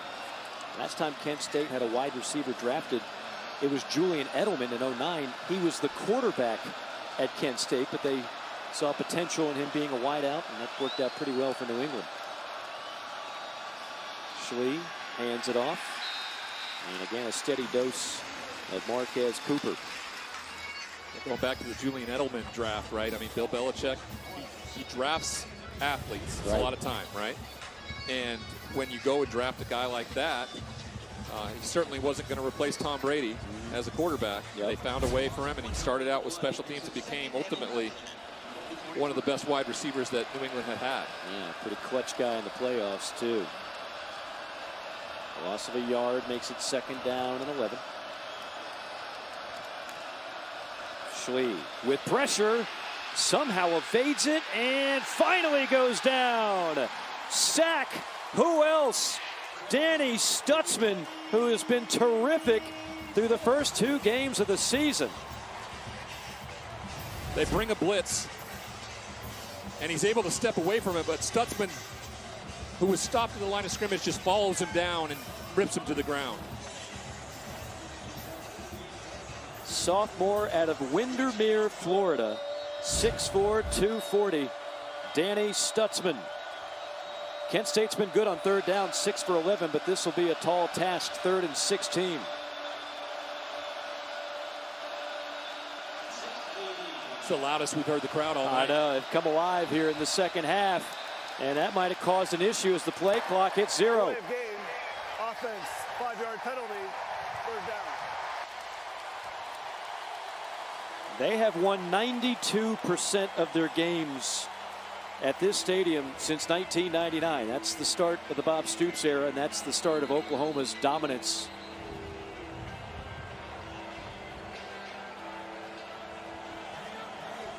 Great tradition. Wilkinson, Switzer, Stoops.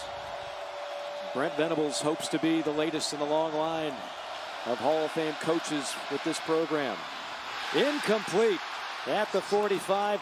That one was flat out dropped by Raymond James. A little anticipatory. He tries to take off and run before the ball actually gets to his body. I don't know if it would have made much of a difference being so far behind the sticks here. Now, Oklahoma's defense comes through. Oklahoma's offense has scored on its last 3 possessions. Mims back to receive the punt from Josh Smith.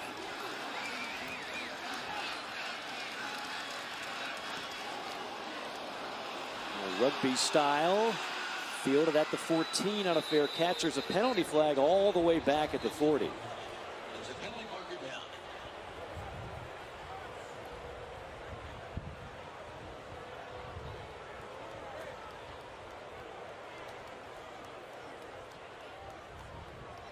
Do we have a roughing the punter here? I don't think so, because they did a little rugby run out to the right, and the flag is over here on the left. I think there might have been a hold.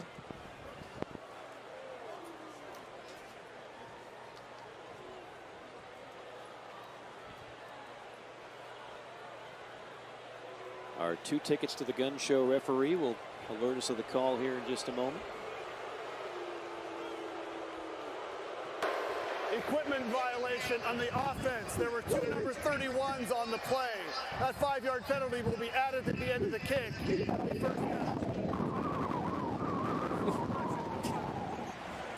Well, in case you were wondering how windy it's gotten, you got a good listen to it there with our referee microphone. Here's a look at that Oklahoma program history we were just alluding to. 7 national championships, 31 bowl championships, 50 conference titles, 14 of the Big 12, 7 Heisman Trophy winners, including a couple of recent quarterbacks. And of course, it won't be too long before Oklahoma will be battling for SEC championships, and that's something we chatted with Brent Venables about. He really believes, first off, that was part of what was enticing about this job. There was plenty of things already, but that, the ability to sell recruits on the future of playing in the SEC, it only helps this program's profile. And I think he loves the challenge. Yeah. Personal foul, low block, defense number 31. That 15-yard penalty will be added to the end of the run. First down. Yeah, and let's look. Brent Venables, when he was at Clemson under Dabo Swinney, they played their fair share of SEC opponents. They had the upper hand against South Carolina every year during his tenure, and they played programs like Georgia and others. Was on player 35. Well, that would make sense because we didn't have a number. Actually, I don't see a 30. There we go. DJ Miller.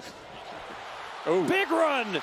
Cut back at the 45. It's a foot race for Eric Gray. And finally lassoed down at the 20 by Nico Bolden. Tackling in space is a huge part of this game. And when you get one-on-one situations like this, you have to get them on the ground. Watch him make and miss where he plants his foot in the ground and just goes. And then it's a foot race.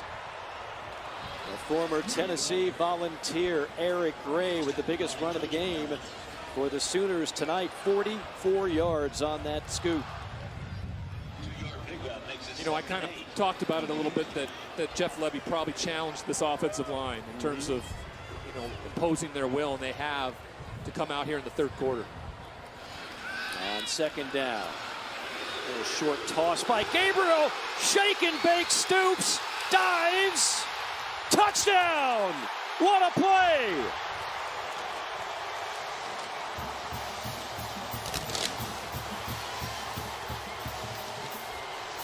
You guys want to see some good body control?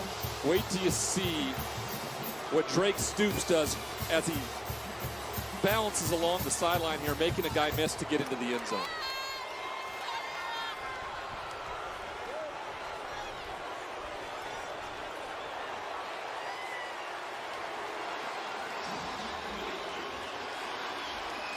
The son of Oklahoma's all-time coaching wins leader, Bob Stoops, Drake Stoops, with a beautiful catch and score.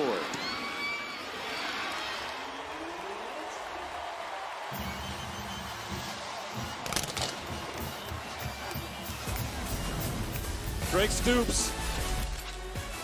Watch him make 2 guys miss and then absolutely with one shoe tiptoe his way down the sideline to get into the end zone. Sooners up 21-3. 24-3 our score. Oh, how this game has changed in a big, big way. Oklahoma's offense sputtering much of the first half. They have scored on every drive since. Drive summary brought to you by Fowler Auto Group. Being friendly, helpful, honest, and fair. This is what drives us. A 4-play, 80-yard touchdown drive. Capped off by Drake Stoops, his first touchdown of the season. The key for Oklahoma in all these drives, no third downs. They haven't needed third down. That was the problem spot for Oklahoma in the first half, was converting on third down, but pretty much a moot point when you're able to move the chains on first and second.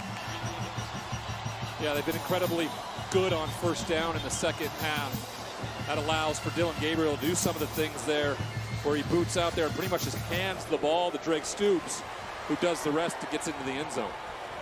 I think I know what the problem was. They were waiting for nightfall. The team played better when it got dark out. The crowd got louder.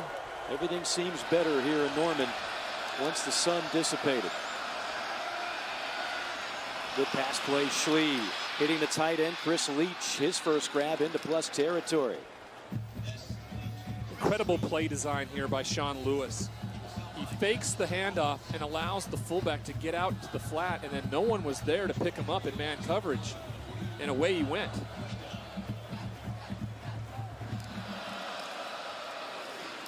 Schlee hands off. Getting to the boundary and knocked out of bounds at the 40-yard line. That's Bradford. Agwebu on the tackle, the middle linebacker for OU. Good job of getting man on man.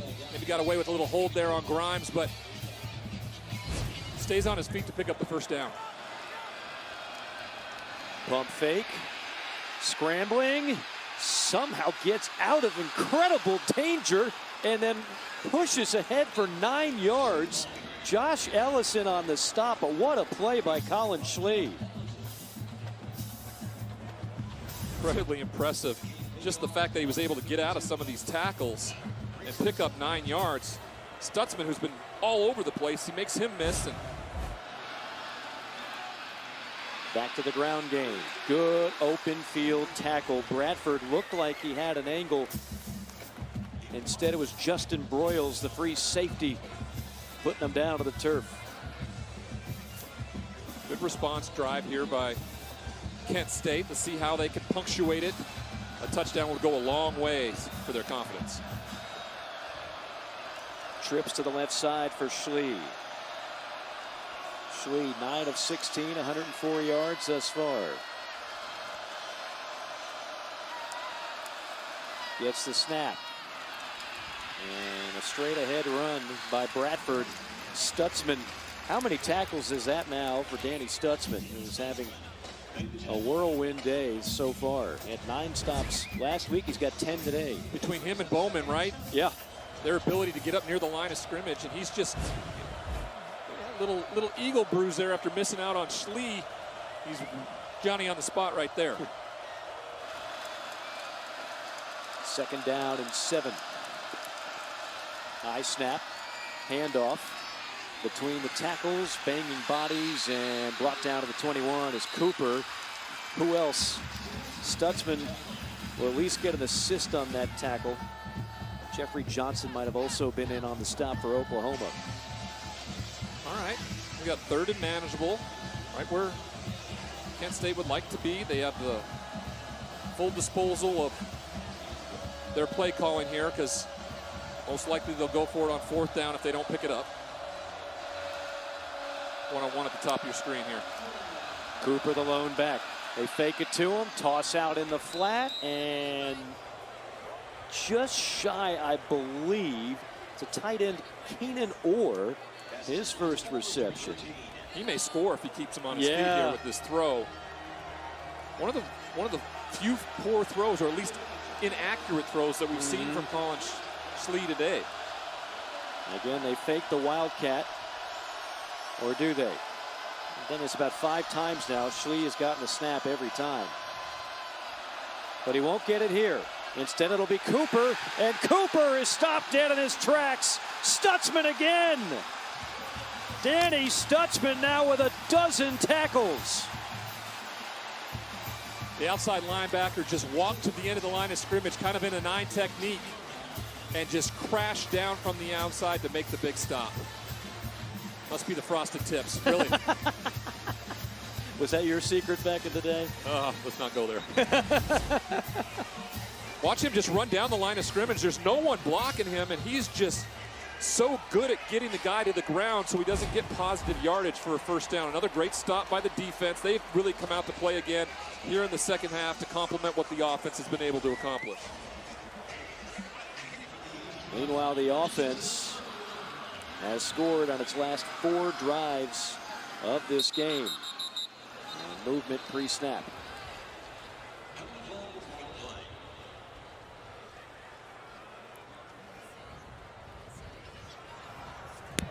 Full start. Offense, number 73. 5-yard penalty. First down. That's on the center, Andrew Rain. Let's say hello to Alex. Scoring drive for Oklahoma. Dillon Gabriel came over to the bench. He started shaking hands, high-fiving all of his teammates, saying that's how we do it. Earlier this week when I caught up with Braden Willis, he told me Gabriel has just been the... Oh, Mike. Big catch over the middle by Weiss. That'll be a first down. Alex, go ahead. Continue your thought, please.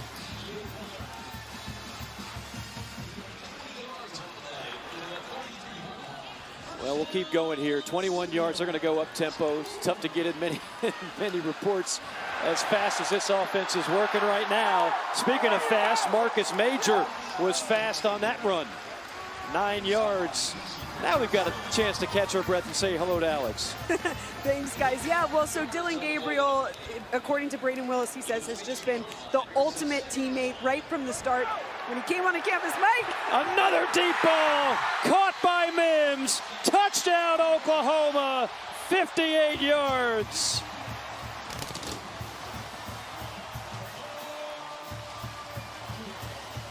This is where Dillon Gabriel's patience pays off. He watched as the safety made a ill-advised decision to take the under route, and Mims just flies down the football field, perfectly thrown in stride for another touchdown. That is the 14th career 40-yard or more reception in Mims' career. The all-time lead in Oklahoma history, C.D. Lamb. Yeah, he was a good one. Now the Cowboys did it 24 times. Marvin Mims is going to cause havoc for Big 12 secondaries throughout this season. I think it's safe to say he's quickly become the favorite target of this man, Dillon Gabriel. Good job looking off the safety, and then you'll see he's just running wide open down the field. He puts it perfectly in place in stride. Watch his eyes here. Quickly to his left and then right back to his right. No one near him. The safety on the right side here, he for some reason jumps the outside route and allows Mims to walk freely down the field. Sometimes when a guy's that wide open, especially at the quarterback position, it's really difficult to put it on him, right? And that is something good to see if you are a Sooners fan out there, watching them be so in sync with one another. I liken it to like the great shooter in basketball. The toughest shot sometimes is the wide open one where there's no defender. Isn't it like that for some of your quarterbacks? It is, and another one is right near the line of scrimmage when you're trying to be as accurate as you can. Right. You sometimes pull the string. In a situation like that, you just don't want to overthrow him. Sure. 7 catches already tonight, 163 yards, and those 2 big touchdowns. One right before the half, followed up by the big explosive play. Go back to those 3 words Jeff Lebby used to describe Marvin Mims' top-end speed. Marvin Mims has that and then some.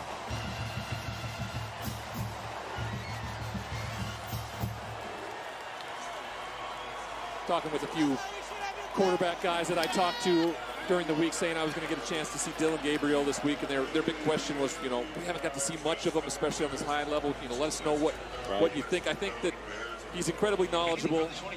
He's silky smooth in his delivery, and sometimes lefties really look labored when they're throwing the football, and he's been incredibly accurate tonight. Schlee delivers a strike at the 40. Weaving his way near midfield is Dante Cephas, go-to target for Colin Schlee. So both primary wide receivers getting involved heavily. The ability to run the football is huge, and when you're running this run-pass option, it just pulls those safeties and those linebackers down and gives you much more cleaner throwing lanes. Pocket collapses, and so too does Colin Schlee. Heavy pursuit, Reggie Grimes, Ethan Downs converging on the sack.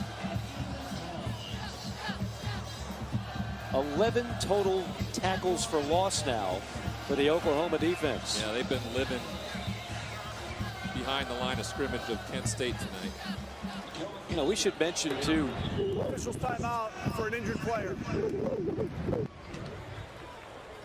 That is Kelvin Gilliam, one of the nose tackles on this defense. Ted Roof, another huge pickup, long-time defensive coordinator. Great pickup for Brent Venables. Watch here's Grimes is just relentless, right? He pulls the offensive lineman towards him and then rips by him to meet in the middle there with Ethan Downs, his partner on the edge. To your point, getting Ted Roof is a huge coup for them. Brent Venables has always called defense, right? It's what he's loved, it's what he's always done. So taking a head coaching job, you have to do things differently. You can't micromanage. It's not like when he gets frustrated with anything, he can't just go into the defensive coordinator's office and watch film for 10 hours, right? He's got other things to do, so he needed somebody he could trust. And luckily enough, Ted Roof comes along as an assistant analyst last year with Clemson. And then when he left, he said, hey, you want to come along and call this defense with me? 36 years of experience on the side of Ted Roof. Another tackle for loss. Oh, Jalen Redmond got in there and was on the hunt.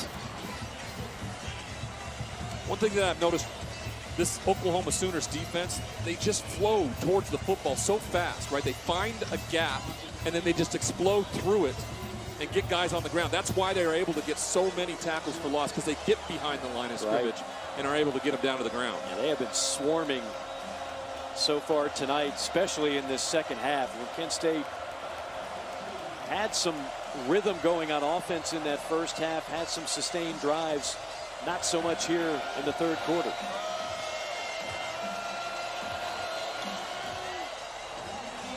And that's going to be the end of quarter number 3. End of the third quarter.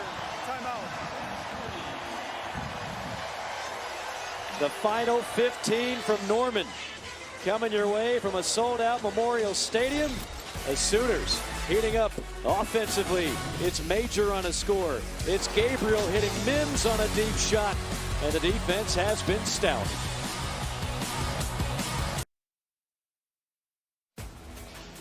Sooner Vision football on ESPN Plus is brought to you by Air Comfort Solutions, your total home solution for plumbing, heating, air conditioning, and electrical.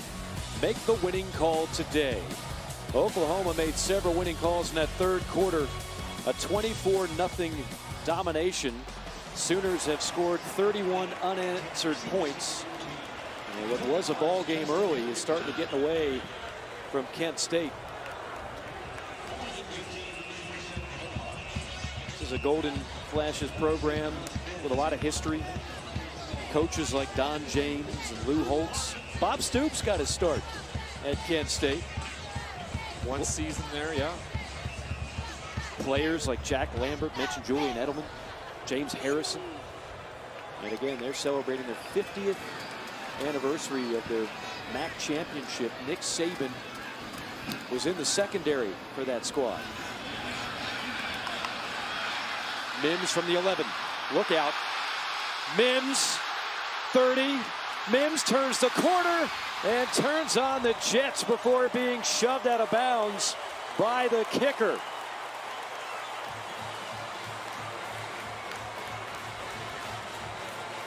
"41-yard return. This is a wonderful job by the Sooners player here along the sideline after he breaks away from everybody, not to get a block in the back. Watch him just shield him with his body. Perfectly executed. Brett Venables and his staff have to really appreciate that. Kickers usually don't ever want to be in the conversation for tackling, but he's got to be the last resort here. Yeah, he was too. If Josh Smith doesn't go out of his way, Mims is probably still running on his way to pay dirt. The drive starts in plus territory. Little end around at that time.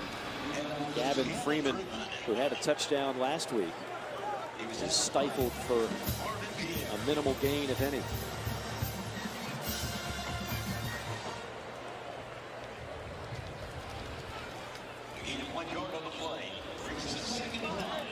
Freeman empties the backfield. On second down, we'll call it 9. 3-man rush. Over the middle and a drop. Braid and Willis, who had a big game a week ago with 2 touchdowns, would love to have that one back.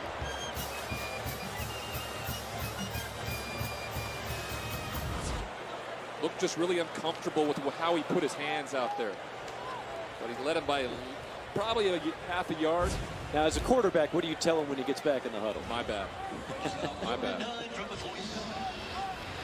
Just the second incompletion out of the last 17 throws for Gabriel. That's one that probably should have been reeled in by Willis. Instead, it's 3rd down and 9. And they play it conservative. Run straight up the middle. It's Javante Barnes, the freshman. Oklahoma does not seem to be in any hurry to get off the field. 4th and 4, looks like they're going.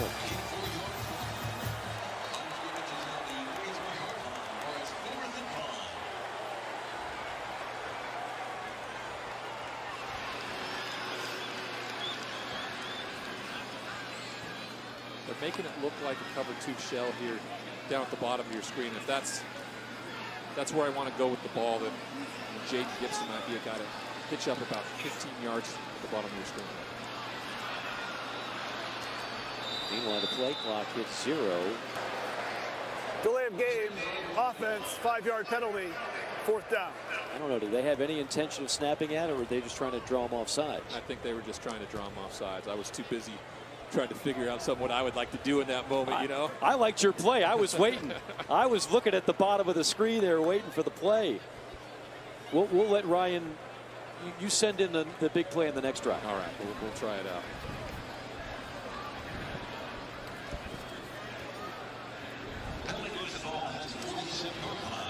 Michael Turk, I mentioned the 45.9 career average. The NCAA record is 46.3. Todd Sauerbrunn for him, West Virginia. He had a cannon of a load.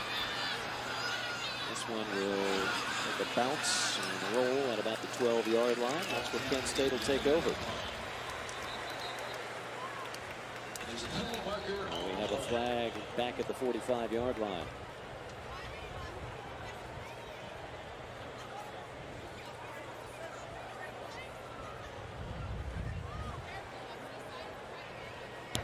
There is no foul on the play. The action was determined to be legal. 1st down. I talked about some of the history with this Kent State program. And again, the coaching list stands out. Don James, he was the head coach of that MAC championship squad. Was at Kent State 71 to 74. Legendary career for Don James. Nick Saban, speaking of legendary careers, look at Nick Saban. That is one young, handsome buck. Lou Holtz. Now that could only be the face of Lou Holtz. He's here for a couple of years. And of course, I mentioned some of the prominent players, including the Hall of Fame linebacker Jack Lambert. But how about Bob Stoops? Remember, everybody's got to start somewhere. There's Bob coaching the inside linebackers back in 1988. Everybody starts somewhere. You find that mentor. Somebody who carries you along. We talked about Sean Lewis and his ties with Dino Babers, Brent Venables. Bob Stoops was a big part of where he came from. Most likely Coach Schneider as well. Bad snap. Schlee in trouble. Is it going to be a safety? No! Schlee somehow escapes and gets out of bounds at the 12-yard line. How in the world did he pull that off? I do not know. It almost looks like he steps out of bounds here, but somehow, I believe, keeps his feet in play and then just explodes to get back out of the only thing he could do, right? Watch his right foot here. Yeah, that's what I thought I saw in real time. So that's going to be a safety after they take a look at it. For a moment, I thought he was going to concede here. And then he said, let me try it. Previous play is under further review to see if the quarterback stepped out of the end zone. And you'll see it right there. Great camera work. How is this official right there to the left of the screen? I mean, he's looking right at it. Right at it. That right foot is clearly out. And that is clearly going to be 2 points for Oklahoma. Our colleague Dan Orlovsky having a little flashback there. Now, Dan will tell you he was a few more feet behind the end line. Infamous Dan Orlovsky story when he involuntarily ran out for a safety, not knowing his bearings. Crowd just saw that angle that we saw and you folks at home saw. And we've got about 80,000 referees saying, wait a minute, that's a safety. Yeah, very clear there, right foot on the back end line of the end zone. You see who's got his hands on him forcing that safety. It's one Reggie Grimes who has been all over again today. Great story about him playing for his grandmother, Barbara. Talked about that in the first half. She battling cancer, getting ready for treatment. Well, I mean, you got to give the guy a ton of credit. How he gets out of this in the first place, I mean, right? that's a Houdini. I seriously don't know. I'm thinking it's either going to be a safety or he's going to get cute and throw it up in the air and it might be a pick six, fumble, something. to your point, I thought when he picked it up, he may just step out of bounds. Right. Because, hey, but he fought. He fought and tried to make it work. Defense now, turnover to start the second half, and now points on their own to contribute. After further review, it was determined that the quarterback stepped on the end line. The result of the play is a safety. We have a timeout. A marvelous effort by Colin Schlee, and a marvelous effort by this Oklahoma defense. 33-3 our score. Sooner Vision on ESPN Plus is your home all week for Oklahoma football. 7 days a week, everything from the huddle Monday at 7 o'clock at night to Sooner Sports Talk, the Venables press conference every Tuesday.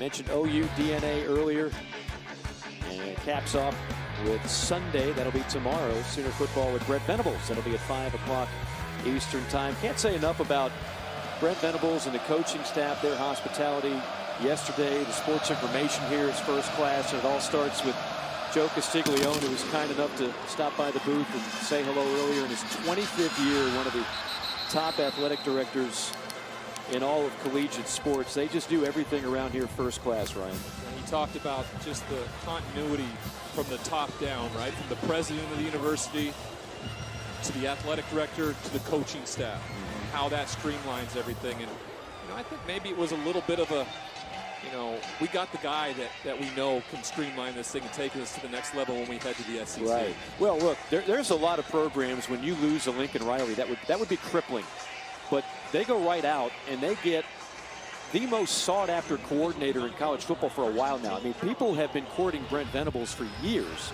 He has said no time and time again, but finally this was the move that just felt right. We had many great years here with Coach Stoops, and he didn't have to think about it too long. This was the right move for him. No, and he commented about when you find your why, right? He found it. He was fine with not having to answer questions, just go out, coach the defense, get paid $1.5 million, $2.5 million eventually as a coordinator, to taking this on, because now he's the one who's accountable for everything that goes on with this program and what it looks like. And he's built the culture already in just a short tenure of something that this place could be really proud of. What I love about Brent Venables is that he never forgets where he came from. He came from a tough background. He will tell you it was not the most stable of home lives. He got a huge lifeline from Bill Snyder of Kansas State, then went on to Clemson, and then, of course, Oklahoma before that, the first stint, then Clemson, now back to Oklahoma. But he is so thankful for everybody. As you see Barnes, talented freshman tailback Nico Bolden, the player that was involved on the hit for Kent State. But there's a certain vibe that you get when you sit with somebody, as we did with Brent Venables yesterday, for the better part of a half hour, 45 minutes. And you just feel his passion. It exudes, it permeates the room, and you see why he's been so successful with players over the years at every stop he's been. We're talking about a guy who's never had a losing season. He's been an assistant coach for 26 years, 26 winning seasons. Never been fired. And that's something that a lot of coaches can't say hasn't happened to them, right? He has done such a great job that he's been so sought after everywhere he went. 13 conference titles, multiple national titles, and a lot of winning pedigree with this Oklahoma coaching staff. That is Tawi Walker with his first touch of the game. First down brought to you by Paycom. With Paycom, employees do their own payroll. Yeah, you heard that right. Learn more at paycom.com.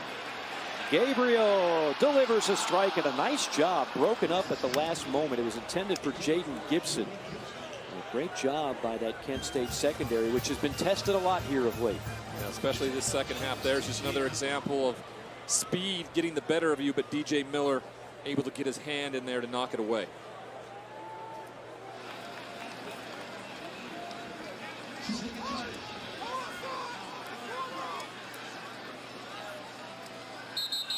Gibson in motion, and that will draw a penalty flag.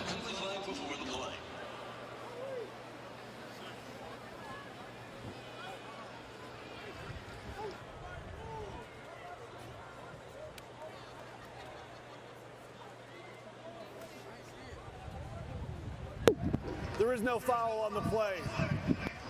That's the second time we've had one of those. The old didn't really mean it. That referee was pretty adamant when he ran in there throwing the flag, too. It's like, yeah. I saw something. I'll tell you what I see. I see a lot of backups in the game for Oklahoma, both on the line, at receiver, and Walker the tailback, but Gabriel is still in the game. And a juke, now a spin, and he's dropped for a sack. Now Gabriel goes down for a loss. Shane Slattery, the linebacker, will get credit for the sack. And maybe a good time to loss of 1 yard back to the 37-yard line. Find the backup some time here. I was thinking the same thing. You know, it's one of those where you feel confident enough with a 30-point lead. The only other thing I could think of, though, is that, like we were talking about earlier, they're still learning each other. You know, a bunch of guys out here that haven't had a ton of reps together. You know, this will be the second game under the belt of Gabriel in an Oklahoma uniform. And you're exactly right in terms of some of these backup wide receivers who may be called upon later in the year with injuries or things of that nature that are going to have that rhythm, that familiarity with one another. So yeah, because, you know, it seems like obviously Gabriel and Mims, they're on the same page. All A-OK there, 2 thumbs up. But who's going to be your second guy, your third guy? Well, we know that Drake Stoops on the inside is going to be a weapon. Ouch. No fair catch. And paying the price as that stick was Raymond James on the return, and he got walloped by Trevin West. Probably looking up and down the wide receiving room and figuring out who's going to step up. I think Theo Weiss. Sometimes the better play is the safer play, and a fair catch is in order. Well, we know about the offense, Ryan, but how about the defense tonight for Oklahoma? You know, they started last week against UTEP and kept everything in front of them and made great tackles. They continued tonight. Danny Stutzman around the ball all night long. Grimes and Downs from the outside. And then the interior linemen continue to clean up and make plays. It's going to be the backup quarterback, Devin Cargman, now in the game for Kent State. So Colin Schlee will take the rest of the night off. Valiant effort by him. At times flashed some brilliance. But Kent State's offense has really been stuck in neutral in this second half. Oklahoma's defense has just been smothering. Yeah, I just think the depth, the speed have finally overwhelmed this team, who's been on the road for 10 days, you know, the Pacific Northwest down here to the Oklahoma, Tulsa area. Yeah. Nice scoot up the middle. And all the way out to the 39-yard line. That is Gavin Garcia. We're going deep into the depth chart now. Gavin Garcia at tailback. And for a lot of these young men for Kent State, a chance to say they played in front of 80,000 in Norman. A memory they will never forget for sure. You always remember that first time stepping into a historic stadium, no matter where you play. What was the favorite venue for you? Of course, you got to play in the Rose Bowl, but other than that, somebody's actual opposing stadium. Yeah, you know, we were scheduled to play Tennessee my freshman year, and I was redshirting, and it was going to be Peyton Manning's first start. Oh. And so I wanted to be there. I wanted to walk into, you know, that stadium. I was told how impressive it was. My first year out, when I got a chance to play, we went down to Colorado and we played against a Buffs team that was ranked 5th in the country. Yeah. And you walk into Boulder in that stadium, it was something I grew up watching, and I was like, wow. Yeah. Wow, this is real college football. That's when Boulder was rocking. It's hard to, a lot of the young people watching right now are like, Colorado was good at football. Yeah, they were really good at football for a while. Won a national championship, yes. Right? There was a team I wanted to play for, and they had the likes of Cordell Stewart and Coy Detmer at quarterback. And I figured I was just never going to get my chance to play quarterback there. Eric Bieniemy, Michael Westbrook, some of the skilled weapons. Eric Bieniemy, of course, now the offensive coordinator of the Kansas City Chiefs. Rashawn Salam Third running back for Colorado. That's what you marvel about this Oklahoma program. It's like you already know how good they've been, but then when you take a deep dive, as you and I do preparing for a game, and you look at nobody's won more games since World War II than Oklahoma. Winningest program in the 21st century, Oklahoma. They spit out 11, 12 win seasons like it's just anybody can do it, like no big deal. 7 Heisman Trophy winners. I mean, it's just nonstop success. The consistency. Yeah. When expectations are high at all times. Right. That's the true nature of greatness, is when you're able to do that in the face of everybody saying that you're going to do that. And with multiple coaches. I mean, I think when Bob Stoops retired, it was like, oh no, now what? Well, then Lincoln Riley comes in, does a terrific job. I have no doubt that Brent Venables is going to do a terrific job. But I mean, you see the 41 10-win seasons. Like a 10-win season is something you celebrate, you get a banner. They do it here like it's ho-hum. Well, I think that you clearly understand and know now that like no one person is bigger than what the brand of Oklahoma football is. Right. And it is a brand. I mean, Oklahoma is, that's why they're able to recruit nationally. Kids on this roster from all parts of the country. A 3rd and 8. And Oklahoma's defense gets a turnover. There's an interception. That is number 37, Justin Harrington.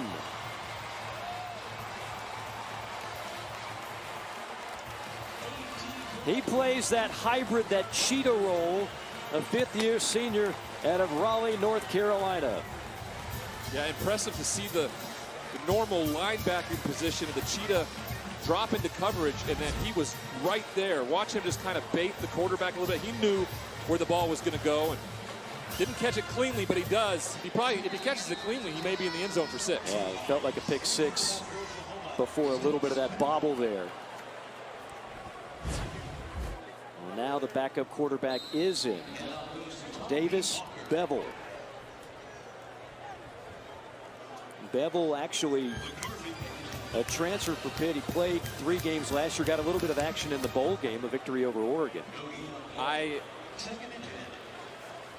was looking right at this when I was looking at the depth chart and talking to Coach Levy about it. It was 5'11" Dillon Gabriel, 6'6" Davis Bevel, right?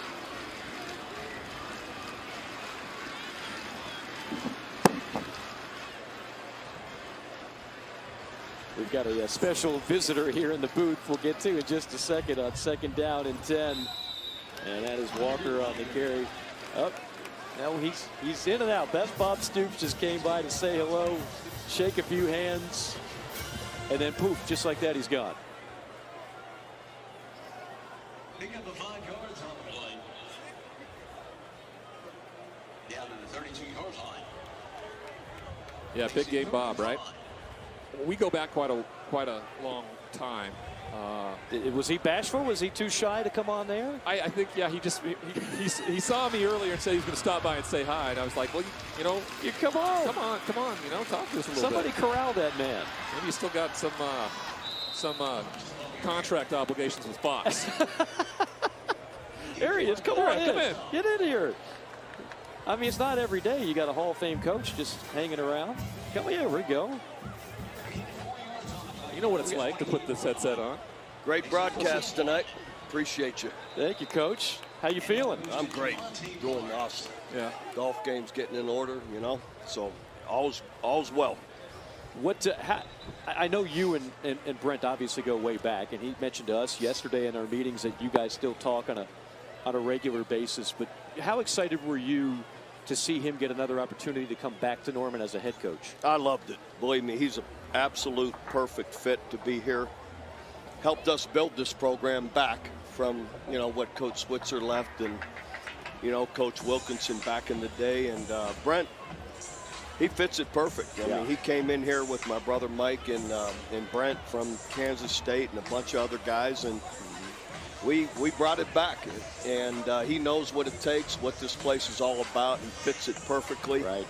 And couldn't be happier. I love being around him. I travel through every once in a while, once or twice a week. I'm not doing much, but it's fun to see him and be around the team, and he got a great staff as well. I tell you what, can you hang around? We got to take a quick timeout. We've got 5 minutes left. We'll keep you just for a couple more if we can. Bob Stoops in the house. All Oklahoma in this second half, and really mostly Oklahoma today. 33-3 our score here with 5 and change to go in the fourth quarter. The man in the middle needs no introduction. Of course, legendary coach Bob Stoops. And Bob, I think a lot of people see you around and they know you're still here, but what is the day-to-day like for Bob Stoops these days? Longer workouts, a little more golf, a little more travel. It's all good. It's positive. I go by, watch practice a couple times a week. I love it, so I still show up once in a while, see the guys and see practice, and they're good enough to embrace me when I come by. Well, Absolutely. they have to embrace you. You know, you get called. You were the righty last year to come in for the bowl game, and then when the coaching decision was made to go with Brent Venables, you had to have been one that was incredibly proud of who was taking over. Absolutely. It was easy to help in the bowl game. Not like I had to move back from Florida or something. I was right here in town. You don't forget how to coach, and the players really embraced me. It was awesome. And then Brent coming in and filling, coming in fit so perfectly. You know, we got a surprise for you. 1988.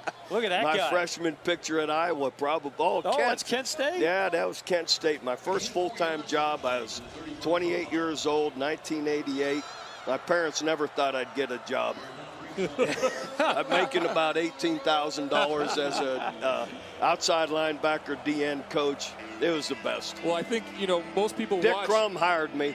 Great guy. Wonderful I think man. most people just assume that when they see these big salaries that head coaches make, they don't know where they actually start and and the hard work that goes into it, being a GA to ultimately becoming a head coach. Ryan, you're exactly right. I made nothing until 28 years old and finally got a full-time job, had my own players to coach, outside backers, again, making about $18,000, and I thought I had it made. I was just engaged and got married that summer.